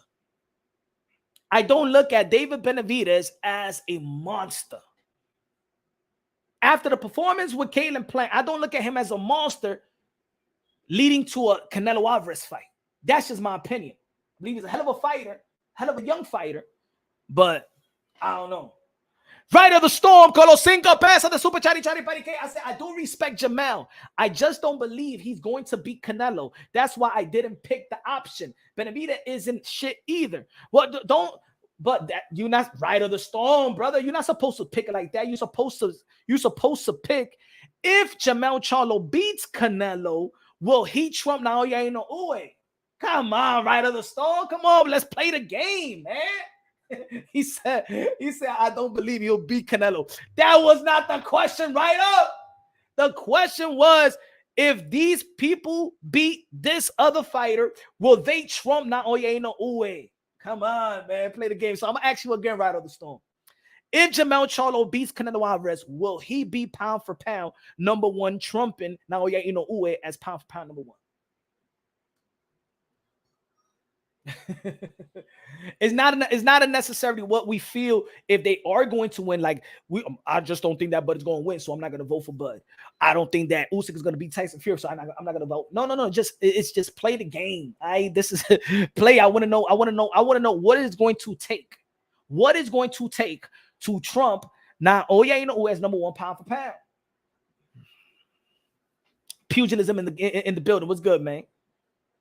And FX in the building. What's good? He said Jamon San Davis fake belt. He got a junior varsity belt. Freak. I'm gonna give it a Spence because Bud is high in a lot of people's pound for pound list, and Spence is in a lot of people's pound for pound. So if one of them win, they are number one. Freak said that. See, I don't know. See, I got it the other way around. I don't think if Earl choose Spence. I'm sorry, boss. I got it the other way around. I don't think that the Earl True Spence beating Bud Crawford puts him as number one. Just becoming an undisputed in the welterweight division and being Bud Crawford. And I'm going to trump Naoya Inoue, the 4th division world champion, bantamweight undisputed, and unified champion beating Stephen Fulton, who was on my pound for pound list. I'm going to trump Naoya Inoue, and the way that he's beating these guys, I'm going to trump Naoya Inoue for Earl Spence just beating Bud Crawford. I'm sorry, that's not enough. I don't know, guys. That's not enough. Then we're actually saying that this guy, just put the accomplishment there. Earl Spence, Naoya Inoue. How was Earl Spence just beating Bud Crawford, even though that he's a pound for pound, even though that he's highly accomplished? But does that mean that if you beat somebody, you inherit their resume? I used to think like that when I was younger. I don't look at boxing like that. Just because this fighter beats this person, you don't inherit their resume. You know what I'm saying? It's not like if, for example, just because Mike Tyson got beaten by who he got beaten by, the last guy that beat him, he inherits everything that Mike Tyson did good. No, man. I think it's going to take a little bit more of that. But I understand. You know what I'm saying? What's the other one I got? I was going to put, now this one, Teofimo Lopez defeats Tank. Now, I don't have Tank on my pound for pound list. I believe that Tank is special, but I don't have him on my pound for pound list. But I also feel like people do have people do have Tank on their pound for pound list for whatever reason, right? Yes, he's special. He's knocking out people and stuff like that. But for me, he's not challenging himself the way that I feel like he should be challenged at this stage of his career.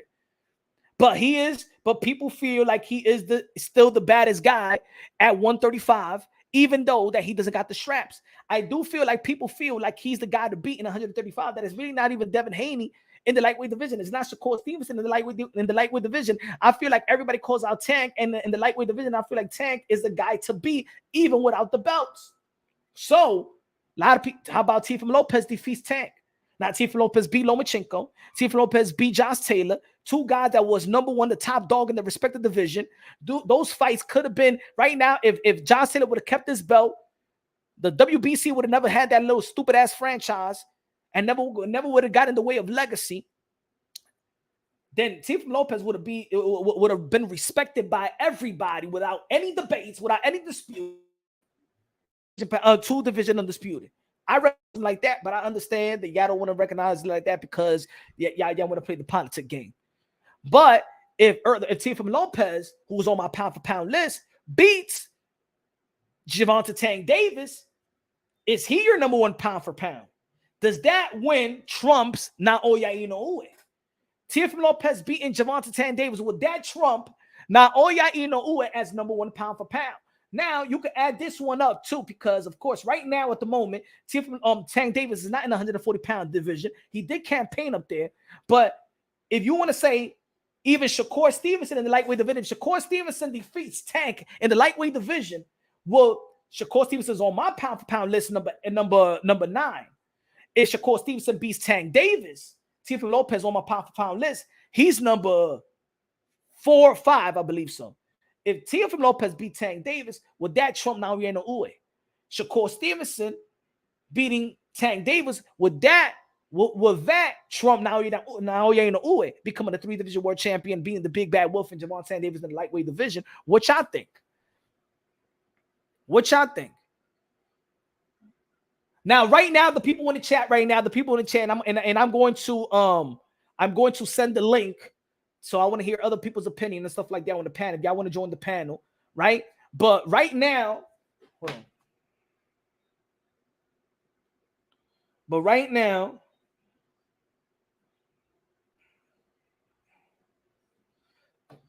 I was supposed to have Maxi Hughes today, but we schedule an interview. Maxi Hughes, the one that got robbed, you know what I'm saying? Corrupted, that robbed this man off his fight with George Kambosos, 3 p.m. tomorrow. 3 p.m. I'm going live early. I'm going to have the interview with Maxi Hughes, not today, but 3 p.m. Eastern time tomorrow. But everybody put in the chat right now, because of course I couldn't fit in a lot of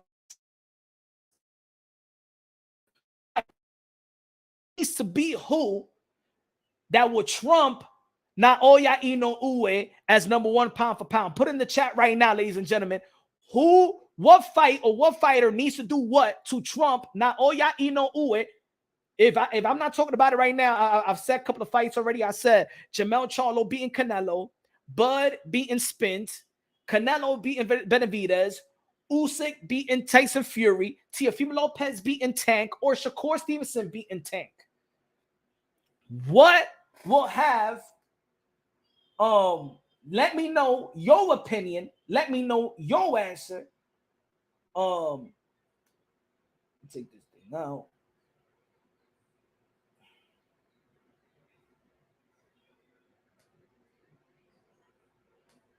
Give me 1 second.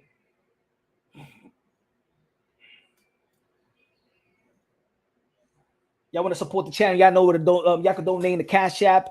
$ Punch Drunk. If y'all want to donate to the channel, let me give a shout out to my sponsor. Haven't given a shout out to my sponsor. Let me give a shout out to my sponsor. Everybody go get your chia. Everybody go to Target, Walmart, get your chia pet. I got to shout out my sponsor. I haven't shouted out my sponsor for quite some time. Get your chia pet right now. Y'all already know that Floyd Mayweather grew his hair and stuff like that. If you want to grow your hair, you going bald like your boy Mr. Moonshine. You could grow your hair alongside with your chia pet.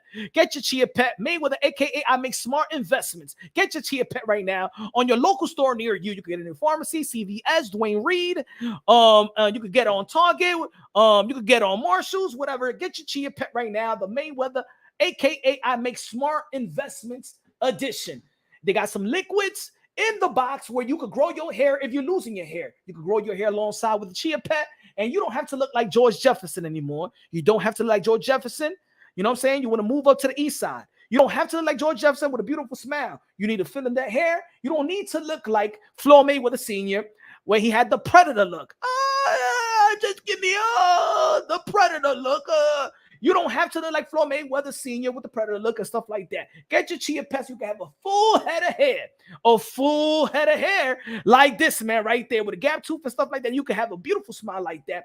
And mine is the gap tooth. You can have a full head of hair with a smile like this. And you won't have to get girls like this when you don't have the hair. You know what I'm saying? You don't got to get girls like that. You know what I'm saying? You don't got to get Antonio Tarver with a wig.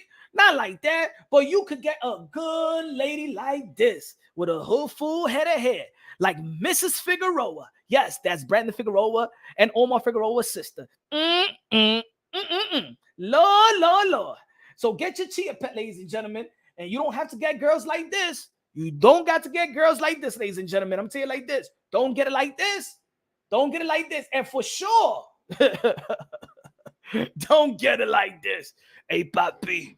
How you doing, Papi? You know what I'm saying? I was looking at you from across the street, and I feel like I could give you what you need. Look at my lips. I'm ready to sucky everything you have below you, the left and the right. No, just give me $5, and I do it for 5 minutes, and we could go and get lubricant, and I got this, and like that.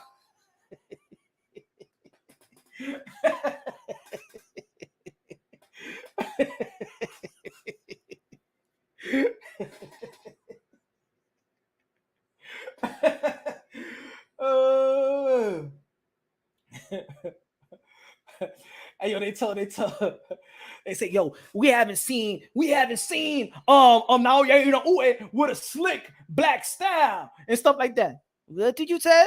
Slick black style? Fuck the black style. Fuck the skills. I am Japan. I am warrior. I ain't samurai. What you mean you going to give me this weak black style over here to Tokyo? Eh? You know warrior. Don't slick here. We warriors are here. The samurai. I know in a way. Fuck the black and skill style. That's weak. That's weak. I want Mike Tyson. I respect Mike Tyson style. I'm from America. I respect Mike Tyson style. I don't respect pity pot shit. I don't respect pity pot. Ladies and gentlemen, let me know. Guys, that Clarissa Shields pick. Shout out to Clarissa Shields. All right, you know what I'm saying? She's an attractive woman for particular men out there. But that picture right there, I'm just saying it, Clarissa. I don't really like the picture. All right, I'm not saying that you're not attractive, and I'm not saying that you're not attractive. All I'm saying is that picture wasn't good. You know, everybody, look. Sometimes there's some pictures that we take that we just don't look good in, and we have the power to be like, nah, fuck, I ain't gonna post this shit up. That picture right there, Clarissa Shield, make you look like Antonio Tarver with a wig. So I got to be honest with you. Maybe they didn't tell you that. Maybe the people that took the picture didn't tell you that, or maybe the people they should. You had a bunch of yes men and yes women around you, so they could publish that type of picture. But sorry, Clarissa Shields, that shit made you look like Antonio Tarver with a wig. That's what I'm saying. I did see. I like this. I like your hairstyle today. I seen you in the latest interview. You an attractive woman, but that picture right there look like Antonio Tarver with a wig. Sorry. Don't get mad at me when you see me. I'm just keeping it real because nobody in your corner gonna keep it real. If I was your publicist, I would have never let them publish that picture. But anyway,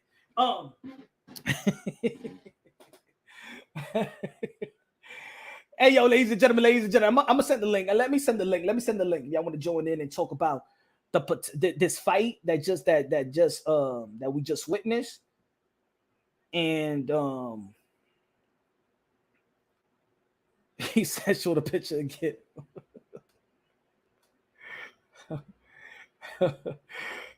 show the picture again. Which one? Which one? Come on, y'all. Come on. Look. Look, yo. I'm not trying. I'm respecting the champ. I'm just not being a yes man to her. I'm being real. I ain't like this picture, man. Clarissa Shields like Antonio Tarver with a win. Come on, man. You think I'm lying? I'm not lying. Come on, if I'm lying, I'm flying, man. Come on, y'all. I'm just keeping it real with the sister, man. I'm just keeping it real. Shout out to the champ. Shout out. Don't get mad. Don't get mad. Don't get mad at me. All right. Come on, y'all. Come on, man.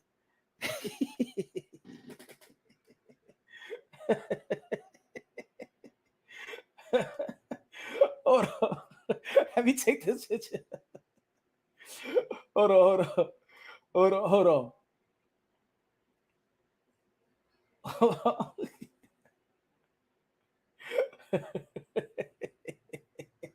Yeah, I get it tight. Hold on, give me a sec. Give me a sec. Give me a sec.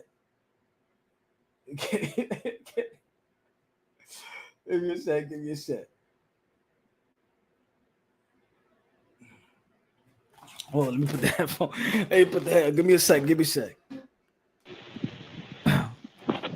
What's good? Who's here? Who's here?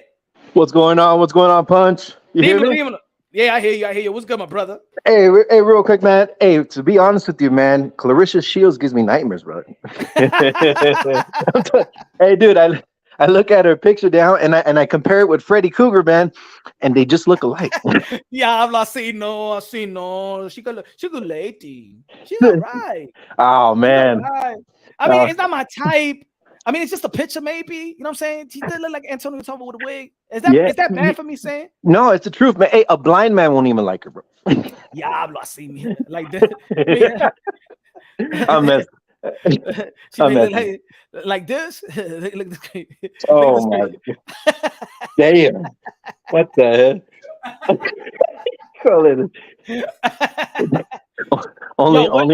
Only a mother could like that, bro. Damn. Hey, what's up? What you thought about the fight, and what? Matter of fact, let me ask you, who's your number one pound for pound? You know what? There's a lot of good pound for pounds, but right now, as we speak, the only one that I know that's tried to prove himself. Of course, Inoue, he did a good job this fight. Just want to recap on that. Everybody doubted him. He got American judges. Everything was American in Japan, you know. And then they were trying to come up with hand wraps and everything like that. He went back to his room, and he had I guess it was the trainer of the opposing go over there and and go check out his. They wrapped it the way that they wanted him to wrap it, right? Right, exactly. So, he even showed them. So I forgot to tell the people, right? So Naoya Inoue wrapped it the way they wanted to wrap it. He went against the way that he usually wrapped his hands and did everything they wanted. Yep, that's right. And exactly, that's what it is. He gave him everything he wanted, and still, so there's really no excuse. He's an uppercomer for sure. Again, also, Canelo, man. Canelo right now, he's pound for pound, in my opinion, because he's proven himself 11 months straight, and he whooped everybody, man. All the undefeated, boxers in his division. He tried to go up and do greatness, but he failed. But at the same time, we give him props because he went up a weight class to challenge himself. So that's a good content. That's another one right there, man. I feel that Canelo, man, he's up there. Yeah, man. Like I said, there's a lot of good things going on for 2023, and a lot of good fights coming up. You know what I mean? Shout out to Charles. He said the Japanese nigga could have had wraps gloves made from sponge foam of the finest Egyptian cotton and Canadian goose. I tell you exactly. Yeah. Hey, man, and that's the truth, man. Hey, there's no excuse, man. There's no excuse whatsoever. You know what I'm saying? Nui's up there. He's banging it with people heavier than him. You know what I mean? That's the crazy part. He's just moving up. So he might fight Clarissa Shields next. Oh, hey. But look, it was a great. I thought that Stephen Fulton would have done better, but in my prediction, I was saying whatever Stephen Fulton is going to bring to the table. Now Inoue just have the skill set to adjust, to have the power, the skill set, the speed, the youth, the intellect. But it didn't surprise me that he won, and it doesn't surprise me how he won. But I thought that Stephen Fulton was going to at least challenge him. I didn't give one round to Stephen Fulton. No, I agree this with was a shutout. Yeah, I agree exactly. And even that he did better in the 7th round. He did better, but Inoue raised it to the level, and he took his foot off the gas because there was a position in the 7th round when I'm like, okay, I might give this round to Stephen Fulton. All right, he's doing a little bit more now, but maybe it was that he was just trying to do a little bit more, and I just got used to, Inoue being dictating the pace, dictating the punch, landing more power punches, just setting him up, great jabs. Yo, he just did everything he wanted to do with Stephen Fulton. Stephen Fulton looked like he was not in his league or was not on that level. Yeah. It was just an extraordinary performance. And wow, it was just a wow. And the ending, the selection of punches, the jabs, the solo plex, follow over the straight right hand, and then the jumping left hook. And oh my God, it was just beautiful. It was beautiful. He did that Superman punch. Hey, that was hey, yo, if anybody didn't see that, hey, if that was my cafe bustelo, right? It woke the people in the morning, woke me up in the morning, man. Yeah, exactly. He did. I mean, Fulton didn't. I mean, he didn't look like he came to box, man, or maybe he did, but I tell you, man, he's in a whole different level, man. He was out there boxing. He was in full control of the whole fight, all the way to the last round. So it was amazing what he did, and he's gonna do a lot of good things. So I'm proud of that guy, and let's see what more he has in store for the boxing community. So that's crazy. So what? Shout out to HLD in the building. What's good, brother?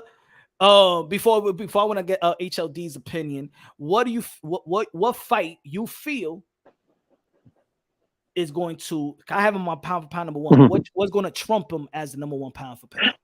Damn. Okay. You got a good list right there. Yeah, man. If, like you said, if Charlo beats Canelo, which is going to be an extremely hard task to do, bro, because he's got all these things going against him, and that's the beauty thing about this about this fight. Because if he does trump Canelo in that aspect, that means that I would say he would be the pound for pound.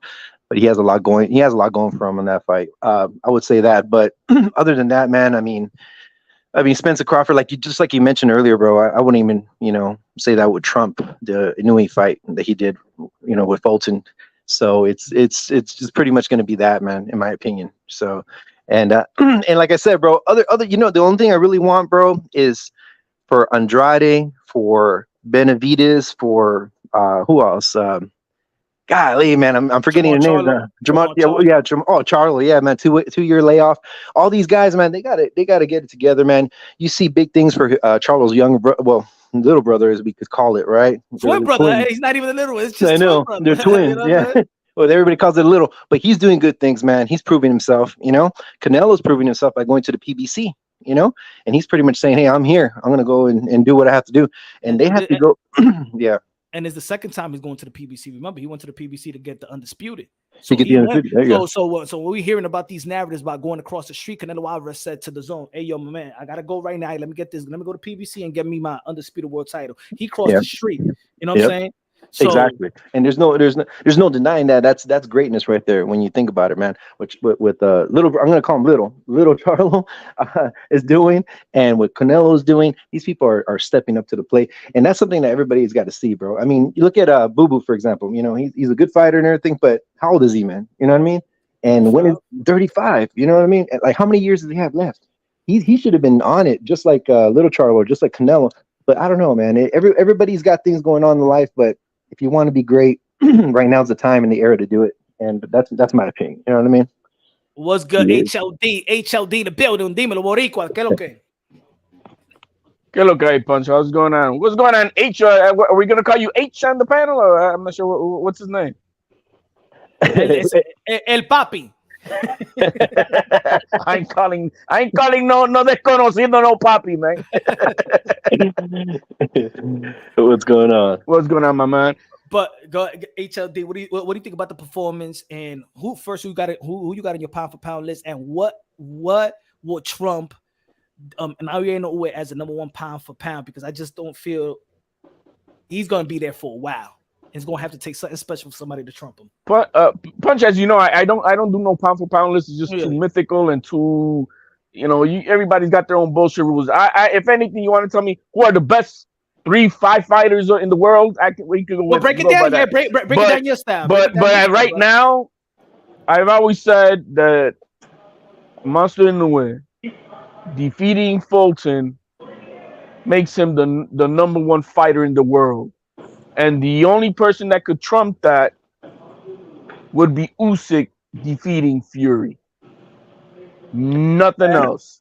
That's it for me. Now, and and I always said that, and then I've been saying that. I'm like, nah, man, I don't care what happens on Saturday.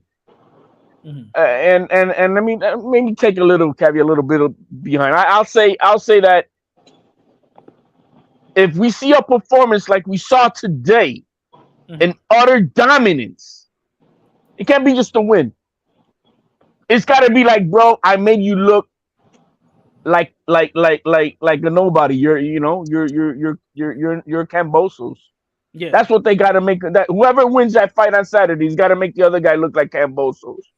And if that happens, then I can see the argument for them taking the spot as number one. But in reality, these guys are not in their prime. These guys have been through shit. One guy's old, the other guy's been through hell. Yeah. They're not in their prime. I'm sorry, they're not. And that's why to me, this fight is like, okay, it's the fight we wanted, but it's like 4 years behind. To be honest with y'all though, I was more excited when this fight got announced more than Earl Spence and Bud Crawford. Oh, absolutely. Yeah. To me, it was. Oh yeah, definitely. And one more thing, man, before I forget, can we give a shout out to Teofimo Lopez, man? He made history, bro. I mean, he's out there, man, beating ass. Theo, you know what I'm saying? Are you new to the channel, Mac? Come on, man. That's we're the only channel that gives that mofo all the love. No, I'm new to comment it. I know you guys cover it, but I just want to do a good shout out to him. Go ahead, man. My part. Take your minute. Give it a shout out, man. Yeah, dude. He's been doing his thing. Not a lot of people recognize what he's doing. And he's coming back out of retirement because I guess they're respecting him now. You know what I'm saying? So he's gonna do good things. I hope he knocks out Tank Davis if he's able to do that. It's gonna be a big fight. I know that he's. Oh, you man, I gotta hit you with something. You said, if Tank beats Tank, that's no, man. I'm sorry. Tank is a big money fight. I don't have it as a big legacy fight. The only reason why I did put it, and I put also Shakur being Tank, is because it's just how everybody does. I look at shit. I like Tank. I'm a fan of Tank, but I'm not a fan of his resume. I'm not a fan of how he's been pushed in his career. So I don't look at Tank like most of the people look at him. Like they got on ESPN, they got him on the pound for pound. So I just have it like, if y'all feel like he is this. Like, I know he got the capability to be this, but he doesn't want to go that route. He wants the money route. You know what I'm saying? I respect you got the money. I've been done talking about Tank in anything that comes close to legacy and greatness for a good minute, and it's because I believe what they say. But if he fights Teofimo Lopez, then we got to give him credit that he is fighting for legacy, right? Yeah. Well, he is trying to fight for legacy at one point if he does that. But that's not. I mean, that's a fantasy fight, bro. He's gonna fight Pitbull Cruz.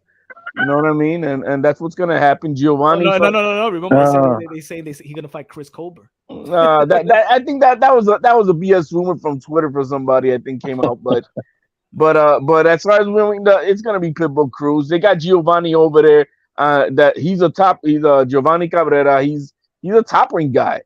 He's signed to Top Ring, and Bob let him go over there. I guess is interchangeable with Fulton going to Top Ring for Inoue. So they probably did a little I give you my guy, you give me your guy type of deal. But so Cabrera is set up to lose on Saturday if it goes to judges' scorecards. But I don't, when it comes to T.O.,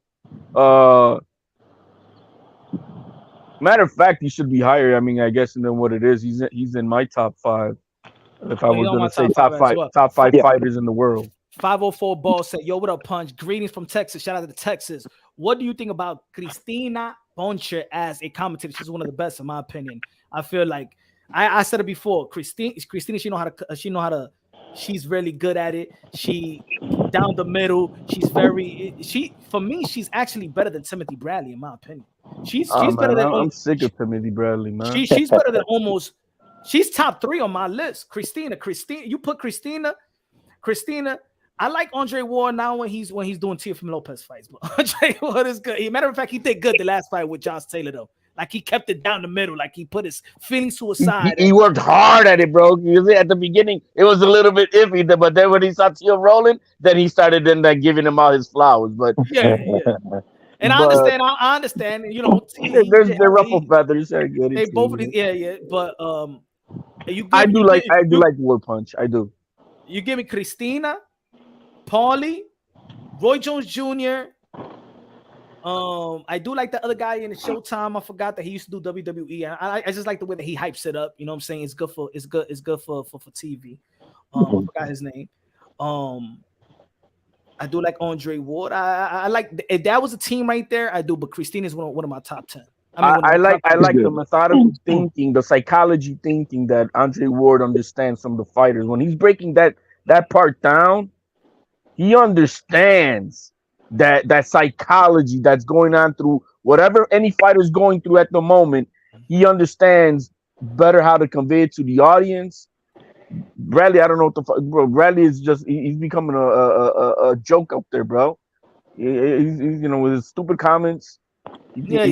Sometimes he antics now with these nuts. Yeah. The other day he was calling somebody a ding dong, and I'm like, come on, man. You saw Mike Crago. He wasn't even trying to laugh at that. No, he wasn't. And like live TV, he did that on live TV. It was a live TV or that was a stream? No, that was on at the on the State of Boxing. You know how they have on ESPN2 after the fight, they have their post fight. Because I ain't even laugh though. Like I watched that and I ain't even laugh like that. He's a grown ass man. Like if there was like he don't play that. He don't. If it was some hip hop young or maybe a young fighter that's in the culture, he's a no, but there was no. I mean, like there's nothing led up to it. You know what I mean? It was like there wasn't like you saw they were bantering against each other, and then okay, that pow, I throw you this one on top, right? But there was no banter. It was just like, here, man, hold these nuts. And I'm like, what the fuck? But you could tell it led to how they was yesterday. You saw that Mark Krieger wasn't trying to even smile with Timothy Bradley yesterday. No, he felt he got something going on. Yeah. He felt disrespected. You got to be, to be honest with you, man. You got to be fair and impartial. When you're commentating. You can't let your emotions too much get into play. And a lot of times, Timothy Bradley, I've seen him different commentaries. He's done little things like that. It's kind of getting into his head. Not everybody's within the culture. Not even culture. It's like, let's say, like, there's some people, like, let's say myself. Even if we could be playing ball and you'd be like, hey man, shut man, suck my dick. I don't play that. Like, don't invite me to your dick. Like, yeah, I hear a lot of people would say that to each other and shit like that. But there's like, I don't put it all on Bradley though. This is top ranking ESPN. They sell him a script. They tell him what we want out of you. He for example, the Cambosos fight. He was already selling us the robbery in the 12th. But we don't know what the judge is going to say. I mean, I think, he didn't do enough and this and that. He was selling us the robbery. And then when he goes to the post fight, he's acting all outraged and selective. Shut up, bro. You're talking on both sides of your mouth. Either you believe there's going to be a robbery or there isn't. So he's full of shit. Sorry, Christian Padilla. I think Sergio Mora is the worst. Not the worst. No. What's the? Is it? Sergio Mora? check hook Sergio Mora. Yeah, he's bad. He's bad. What's the other one too on Showtime? The other fighter. Remember he was saying Quigley was. What's his name again? The what's the other guy? The fighter that he's fighting. He'll be wearing the shades. Who's him? Amare. Oh my God, he's horrible. Oh my goodness, he's horrible. He's horrible too, bro. Like, come on, man. Like, both of these guys from the zone, Sergio Mora and the dude from Showtime, I forgot man, they horrible, man. Horrible. Yeah. And they replaced him with Paulie Malignaggi, man. Stop, man. Oh man, that guy's a joke, bro. I tell you. Paulie. I know why. I know why they did. I know why they did. It was I mean, it's all about the demographic and whatnot. Hey, let me ask you something, Punch. Let me ask something. What do you think about these biased narrative YouTube channels? You know, like you're one of the few, but that don't follow that way of thinking. But yeah, like Boxing Eagle, Boxing Nation, South Crack, Southpaw, all them, talking, always kind of like having preference going on. What do you think of these boxing channels, man? It's like it's crazy. I got to the point where you got to see now past the host. Like the host, I flamed several hosts already and stuff like that. But now you got to look at the subscribers. You got to look at who is putting them on the pedestal. Yeah, you know what I'm saying. But whether people like whether people like it or not, you know what I'm saying. These guys got high traffic channels. When they go live, 500, 600, 300, 400, maybe 1K looking on. So, and then let's say unbiased channels like. See, I got 93. Yeah, I had 100, couple of hundreds, 100, but right now we got 93. But they go live, they get 100, and they get hundreds and thousands. So, am I doing something wrong? Are they doing something right? What are people willing to support? You know what I'm saying? So then it got to the point where, this channel was a race beta, this channel was this channel was that. But even the haters camp out on their channel. You know what I'm saying? And so they feed off the hate as well. You understand what I'm saying? So how that's why I give a lot of credit to Showbiz, because Showbiz always kept it Showbiz, unbiased, and you know what I'm saying. And he got great support. You know what I'm saying. You could be motivated by that type of support because he's just keeping it real. His real is not trying to, cause animosity or something. Yeah, and things of that nature. But even when Showbiz goes, maybe because me and Showbiz, I mean, he's my guy. He's my guy. But even I go, against with him, on some of his points. We do. But there's a lot of loving, because I know he doesn't do it out of shock and awe and try to clickbait people to try to, that's not what he's about. He's a good family man, husband, father. And he tries to do things, righteously. But most of these channels, man, what ends up happening, bro, is you got a lot of low IQ motherfuckers in these YouTube streets. You know what I mean? They're not the brightest motherfuckers. They're hovering around that 70 IQ, and all they get into is just emotional thinking, and they get into the race baiting. They all believe in racial ideology, and all that type of bullshit, and will not call things down the middle. And so, that's what they're about. It's as simple as that. It become a hustle, because the same channel the same channel that you was referring, right? These guys never talked about Naoya and Inoue. They never talked about even Stephen Fulton, but they needed to do a video to make a toxic video off the wraps and off the gloves, because they were just trying to do whatever the Deontay Wilder shit. They found an opportunity and controversy to create a controversy and to create that type of buzz and that traffic, but they really don't give a damn about Stephen Fulton. I never heard people used to be like, why you have Stephen Fulton on your pound for pound? No, these guys never talked about Stephen Fulton. As a matter of fact, they don't even know who Naoya Inoue has fought. The only thing they be saying, who has he fought? He ain't fighting nobody. No, it's because they don't even follow those divisions, so they don't even know Naoya Inoue. But they rather talk about him to have a toxic content. Instead of making a toxic content, why don't you promote? Why don't you speak so highly of Stephen Fulton? And maybe if you would have gone, y'all would have supported Stephen Fulton the right way. You know what I'm saying? Then this fight probably would have happened in America or in Atlantic City, close to Philadelphia or Las Vegas. The reason a lot of these channels, they complain about, and some of the channels that race bait, or they want to act like the pro-black channels and things of that nature that like to create that type of attention or whatever. You know what I'm saying? They never show support. What they want to do is always talk down on the other culture. You know what I'm saying? They want to talk down on Canelo Alvarez, but Canelo Alvarez, people support him. Why don't you? Yeah, so why don't you just pump up Stephen Fulton, pump up these other fighters, but pump up fighters and pump up your own culture, whether you Latino, whether you white, whether you black, whether you UK. People love car accidents, man. You know what I mean? The people don't want the purity of anything. Pump them up, without putting another culture down.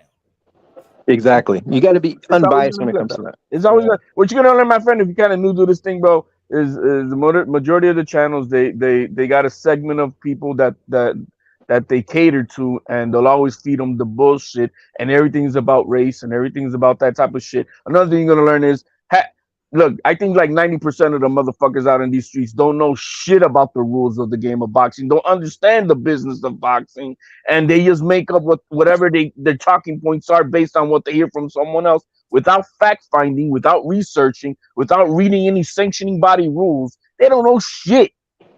Yeah, that's what's always it's always good to have facts. Facts is always going to win over feelings, over what else? Emotion and prejudice. You know what I mean? If you have facts backing you up, you can pretty much trump everybody else and what their intentions are. You know what their narratives out here, and you'll see they regurgitate the same false narratives that whatever motherfucker they follow and suck dick to. That's just the way it is. Well, think about it. Think about Earl the True Spence and Buck Crawford. It hasn't even sold out yet. Damn. It's supposed to be the biggest fight. It's two brothers fighting. Sold out yet? It's two brothers. No, I haven't sold out yet. Or you mean like aftermarket wise? Because I think that like face value tickets are gone, right? I mean, you could go take a second market, I guess. I don't know. Just I think it was, what was it? I checked like 3 days ago. It wasn't sold out yet. Well, no, that means that the secondary market is still got all the tickets that they all bought the first 24 hours, and then they're trying to sell it because they said they put the price down. I mean, if they're not selling them at the crazy prices, they're gonna have to regulate it down so they could try to sell them and get them off their hands. Yeah, tickets that was 1,000 is now below 1,000. I hope it's not pesos. That Ryan Garcia and Tank had that week. I don't feel that it has the same buzz. I mean, I'm not even gonna. Like I said yesterday, I'm not gonna blame the network. I think that they're doing a hell of a job in trying to promote the fight. I went to the mall the other day. I seen a poster of it, and to be honest, I rarely see posters of boxing anymore. But they are promoting this. I seen it. I was watching, what was it, the Yankee game? I saw it in the Yes Network. You know what I'm saying? A commercial. So they're putting money towards that. But they're putting money, but the fighters is not. The fighters are not doing They have to do the dirty work. Yeah, they ain't doing anything, bro. On their part, the fighters they're just right there behind the scenes. It seems like the promoters are taking care of the business, but it seems that's the issue. Is like they're not promoting nothing. I haven't seen anything in YouTube. Any guys talking shit to each other, man, and there's no shit talking. Look, when Canelo was fighting Plant, there was no buzz. But when we had the push and the slap and the 3-piece biscuit with gravy that Canelo served Plant on stage, yo, that's fight sold. But until then, it was like, okay. You gotta be, look, just because these guys are fighters, but they want, one thing is they're just not good hustlers. No, they don't. Exactly. We all know that the pay-per-view back end is where you're gonna get most of your money. So promote it, like Earl Spence said in one of the things he said that we respect each other. We don't got to go out of our character to promote the fight. That's bullcrap. This promotes itself. Nah, man. It doesn't just promote itself, man. Y'all haven't fought on free TV for a long time. Earl the True Spence, the last time he fought on free TV was Lamar Peterson in Showtime. Mm-hmm. So don't think that everybody know who Earl the True Spence is. They don't know who you are. And then when they see you talk, you don't sound. I mean, I like the press conference in New York City. I did like his style. You know what I'm saying? I think that he upped the if it wasn't for Earl the True Spence in New York City, then this really would have been a boring. Yeah, because he started talking that shit. You know what I mean? The Moby Dick and things of that nature. Yeah, I like the way he was talking. Finally, and they could keep it clean, but they need to get the banter going. They learned what the girls been doing, what the women been doing, bro. When Michaela Mayer and Bumgarner were going back, man, that was hot. Everybody was on it. And they on high profile podcasts. You know what I'm saying? Pivot, First Take with Stephen A. Smith. You got with the $1 million worth of game. You know, y'all on the biggest podcast. Oh, they're gonna be tomorrow on Mike Tyson Hot Boxing. Oh, tomorrow at 8:00. It's the one with Spence, and then in 2 days, I think Thursday is the Crawford one. The only thing I feel is that the only thing relevant that Spence has done, man, is the accident. I think that everybody heard about that accident situation, and it was public, right? Everything was all known. Everybody's worried, concerned. I think that's the most I ever heard about him. But I'm just saying, for how long are they going to play that? You use that into a build up, like yeah. He already fought Danny Garcia. He fought Ugas. You're gonna use it again? Like, how many times they're gonna use the car accident? Yeah. Because for that, then use the Bud Crawford getting shot in the head. And I don't hear it like that. They don't build. It's not the same type Bud of damage Crawford. though, Punch. Hey man, I'm gonna say It wasn't. It was a weak 9mm funky ammo that they shot him with, and yeah, I know it was in the head, but it's not the same type of damage. This guy flew like 1,500 times spinning around in his true. I think he got shot with a paintball gun, man. True. But I get it. Like I pray for the dude, but man, luckily that nobody was there. Like I'm not. It's great that he survived and it's good and God's giving you another chance, but let's not also forget that, my brother, you was drunk and you could have killed a bunch of people too. Absolutely. You know what I'm saying? You was reckless, and the thing is why, you know what I'm saying? I feel for people's mistakes, but also remember what he said after. He said he kept drinking after it. He had a problem. Yeah. He had a problem, but he resolved. Yeah. He's resolved a lot of it. But lucky that nobody was there. Lucky. No, absolutely. Oh, yeah. He would be in jail. But it's the networks having to use it because, you know, the dry toast personalities between these guys, bro. They're pulling it out of their ass, whatever they can talk about, because it's boring. Yep. You know, and I don't know what to say. I mean, there's nothing. You know, they need some more shit talking. We need more confrontation, like Crawford. Why is he pulling up on Derek? No, man, pull up on Spence, bro, man. Yeah. I'm gonna fuck you up, bro. Like, that's what we need, man. I mean, like, no animas. We respect each other. So then we're gonna act like Japanese fans. You expect, man, this culture is not about that here. We don't have that respectability of culture over there. We're just gonna clap. No, man, this is a toxic fucking country, and people love car accidents. Let's make it's good. It's good in a way because I do like also what they're talking about. I do like the positivity of both of these guys are fathers taking care of their kids. This type of image that the culture needs. You know what I'm saying? Well, all this just us being a sex symbol and talking ratchet and doing gangster-ish. You know what I'm saying? These two guys with their ladies. And also with their parents, like the bond that he has with his father, the bond that Earl Spence have with his son, the bond that Bud Crawford has with his family, his nuclear family, and his woman. Even when they, in this community, they be talking mad-ish about the how his wife looks and things of that nature, which is effed up. But yeah, you know crazy. What I'm saying? They're representing. It's not like Charlo and his wife. You see all that drama that's going on, stirring up. He had to take a 2-year layoff with all that drama. It's like, what the hell? These two guys are representing family. Yeah, exactly. But we need some PG-13, bullshit. We need just PG-13. That's what I'm asking for. Right now, it's all straight up G. It needs to be PG-13 type of, shit talking to each other. Let's get some like in your face. I'm in your face off, and yeah, motherfucker, I'm gonna wipe the floor with you type of shit. So we can hear because of that they're not. They cutting weight right now, so they getting hungry. Let's see if that chip. You know what I'm saying? They're gonna have some type of chip, and I think we're gonna see something. I think we're gonna see something on Thursday. We're gonna see something in the weigh-in. I could, if I could bet on it, that we're gonna see some type of type of grill, some type of little push, some type that they got to hold even Devin Hayes with the pushing. Yeah, but that looked corny in my opinion. But I'm just saying, even he had like, yo, man, this is how he pushed him, and then he pushed and then walked away. Like pushing, I'm like, bro, get the fuck out of here, bro. Like I want to see a push and a breakup. Like it's like break them up. They should choreograph something. What do you guys think? They should choreograph something on Fight. Some of these fighters, they know how to hustle the game. They know how to hustle the game. Look, man, I'm gonna do a little bit of this, and we're gonna play. You got to. It's gotta be. You know what I mean? It's just. Well, yeah, especially when you reach that level. When you reach that level, yeah, part of the showmanship. There you go. That's why I think maybe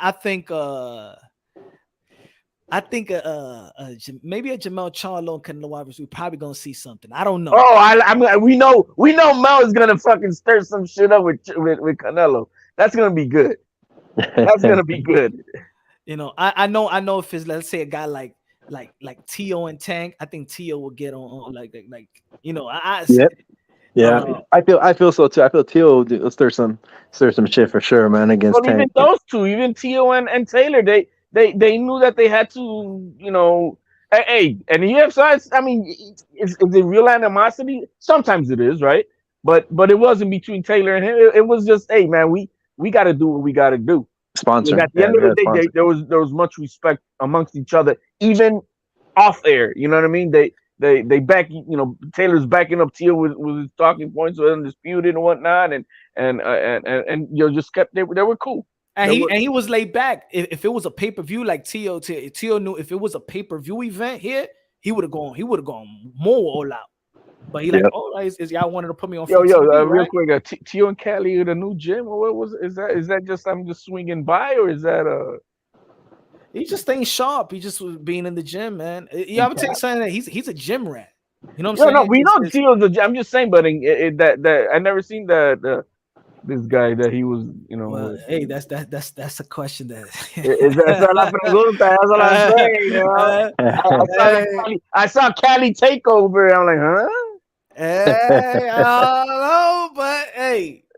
Hey, Punch, real quick, man. I know you do interviews with Andrade. If you get an interview with them next time, tell him when is going to be the fight between him and Charlo, the other brother. He said they were supposed to make it happen. I don't know what's going on now. The other guy's indefinite leave of absence forever. Supposed to show up this week. This week we were supposed to. Demise Andre, he wants David Benavidez. Demise Andre wants David Benavidez. He's basically saying, hey, nobody wants to fight you and nobody want to fight me. Let's just fight each other. So David Benavidez, I'm saying behind the scenes, Demise Andre, because now he don't know what Jamar Charlo is going through. But he wants David Benavidez. That's what Demise Andre wants. David Damn, that's gonna be a good fight. Samson's not gonna allow that. He doesn't want to risk the big bag, bro. That's the problem with that. These guys are not like Tim Tszyu. You know what I mean? They're not like Tim Tszyu. They're like, fuck it, man. Bring the next guy on, man. Yeah, you want to be all right? I'll fight the next best guy available. He's already in the gym. He's in the gym already. Andre. Oh, he's in the gym. His manager's already asking for the fight. They're in talks for the David Benavidez fight. And David Benavidez also in the gym. Might as well just, he don't want to wait. He said he'll even fight anybody. He'll fight anybody in the undercard of Canelo. Like he even said that. Wow. He's ready to fight. You know what I'm saying? Now, who do you guys think is going to win between Andrade and Benavidez? Because, Benavidez, in my opinion, he's been active. Like legit. It's gonna be a tough. Look, that's a tough, tricky fight. I think all these guys at 168 with him, he's gonna be tricky for anybody. Now, if he's gonna beat him, that's another thing. But he's gonna be tricky for Benavidez, gonna be tricky for Plant, gonna be tricky for Charlo, gonna be tricky for Canelo. He's gonna be tricky for the fight because I think he's too awkward. 6 and he's 6'1", awkward, southpaw, bends all the way down and stuff like that. He's very he's the old guy already for body. He's old, but he's that type of old that he doesn't show his age just yet. That's the reason why these matchmakers, that's what they're watching of the Demise Andre. The thing is, he hasn't slowed down. No, he hasn't. And they looking at it like, nah, he even with the Marcus Nichols, the haters were like, oh, but he got dropped. Well, he did the whole fight. That's his first time moving up to the 168. And DeMarcus, I was there. Nicholson, he rehydrated to 190 pounds. 190 pounds. You know how much Demise Andre rehydrated to? 6 pounds. Meaning he's not even a natural 168. He only rehydrated 6 pounds. Yeah. Like he's eating trying to be 168. Yeah, he's got that high metabolism, bro. He's that type of dude that he'll be 50 years old and he's still kind of slickster and shit. He's got them good genes, man. Hey, but you know the fight I would pay, man, and it's not even a boxing fight, bro. It's a debate. I'd love to see Punch versus IBFP, man. That guy's been talking all types of shit, man. I So, already called them out, man. I already called them out. Let's do it. Canelo You're Alvarez, new, September you're 30th. new to this game, Let's go, baby. I Let's want go, to see, IBF. dude. Let's go, baby. I'm gonna tell you this, man. You guys, the commentators, the ones with the knowledge, it's more interesting to see than a freaking boxing fight like Spence and Crawford now. You know what I'm saying? Right? Can Like, you guys- imagine that? Can you imagine the YTBC, Canelo Alvarez, and we in the undercard and stuff like that? A prelim to that event. Oh You know what I'm man, saying? I Come on, let's think give the fight we want. Hey, but you know what? And shout out to IBFP. You know what I'm saying? No, he's good I people, just- man. yeah. Shout out to IBFP. But he, you know, like, look, a lot of, you know, this is a business for many who have these channels, and once you get, you know, you have an audience that you know is always you're gonna cater to that. But yeah, you guys could do that punch with the. Oh, man. It'll be Mel and for you guys, and you him guys for will generate Canelo. money. You guys will generate money. I'm telling you right there, man. You guys will get boxing level money almost. You know what I'm saying? Yeah, the only thing I keep it real now. I'm still subscribed. I'm still subscribed to IBFP. It's not even it's not even a personal thing like that. The thing is, for me, in my opinion, I just feel like don't become who you hate, man. You know what I'm saying? Just don't become them. You know what I'm saying? We could debunk them. We could debunk the race baiters. We could do, but just don't rely everything on that and shit on everybody else. And because there's linked to Canelo Alvarez. Yes, don't make the haters. Don't make the haters make you hate everybody else. And no, man, like that's not all war, bro. You know what? I got you. You know, the respect, man, is that, man, dude. I remember one time you were debating Money Brown, and he was talking about it was about a race thing. I don't even know what it was, man. He went and he's like, oh, you know, blacks. Oh, you went away, H. He went away. Leonardo Rodriguez con los 5 pesos de Super Chatty Patty K say, you know what? I love they call Floyd 36 old versus Canelo, but say Bud 35 versus Spence is in his prime. I know. It's like HLD said, it's 2 old fighters. Well, especially Bud Crawford. Bud Crawford's going to be, what, 36? He's going to be 36 in December or something like that. Mm-hmm. September? Yeah. September, I think it is. Great. That's crazy, brother.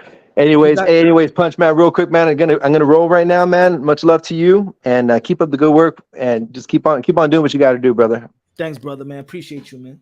All right, hey, you too, HD, man. You take care of yourself. Absolutely, man. God bless, man. Hey, man, just swing around, click on the link whenever he drops it, man. Good for sure, brother. All right. God bless both of y'all, man. I'm about to time out as well. Tomorrow we back at it. Tomorrow I'm going live earlier, 3 p.m. Eastern time. Max and Hugh already chopped it up. We were supposed to do it today, but you know, it's time differential. You know what I'm saying? No, it is what it is, man. He's in so, but tomorrow, I already got the message. We're doing 3 p.m. Eastern time, so I'm gonna go live early, talk to Max Hugh. What's gonna be next for him? The lightweight division. He should have gotten the nod versus George Cambosa. How you feel about the corruption, the politics, the robbery in the sport of boxing? What he went through. Have the clip ready. We like to know what the fuck Lou DiBella was barking at him like if he was his fucking bitch or something. Get in here and all that, whatever shit. I want to know what the fuck that was. Yeah, I want to know what that was too. I want to know everything. You know what I'm saying? I really didn't like how he was treated. Nah, man, even leader to the fight. I don't like the way he was treated was not professional. It was all funky from the he had never had a chance. He had to knock out Cambosos for that shit for him to win. He said, Pat Greedy with the $2 super chat say, yo, Rap Star versus HLD co-main definitely. Nah, man, I don't mess around with them, you know, with them. I gotta say, y'all both my guys, man. I don't mess around with the amateurs, bro. He's been padding his record out in Mexico, man. He's that type of fighter. Hey, Randy said Pat Greedy. That will be a good one. Yeah, man. So tomorrow, man, I'll probably go live twice tomorrow. I'm gonna do the interview tomorrow at 3 p.m. Eastern time with Maxie Hugh, and then probably do it live later on. Drop a video. Demise Andre also this week supposed to come through. We still waiting on. I thought the 25th was supposed to be the day. 25th and the 26th is supposed to be the day when Oscar De La Hoya, I chopped it up with Oscar De La Hoya on the DM, said he was going to briefly come to Punch Drunk Boxing and talk about, of course, his new documentary and stuff. I haven't watched it, but I can't wait to watch the whole thing. But I'm probably gonna watch it tonight, just in case if he does give me the time of day. I may want to do the same now, man. I may want to watch that. I know he's been busy. He's been doing a lot of interviews and stuff like that. We just a small channel. I get it. You know, and personal, but he said that he would definitely look out to see if we could do it this week, and he said the 25th or the 26th. So maybe, hopefully, maybe I'm gonna hit him up again today, and see if he could come through tomorrow in his busy schedule. So tomorrow is a busy week, it's a busy day. Y'all already know, man. Thank you for all the people that donated to the channel, that smashed the like button, subscribe to the channel. Love y'all. God bless. And on to the next. Y'all already know the slogan: God first, everything second. Fight plus survive equals 2 champions. The best thing you could do is have a personal relationship with God. I'm not saying go follow a religion. Just have a personal relationship with God Almighty, and you good. Amen. Peace out. Peace out, brother.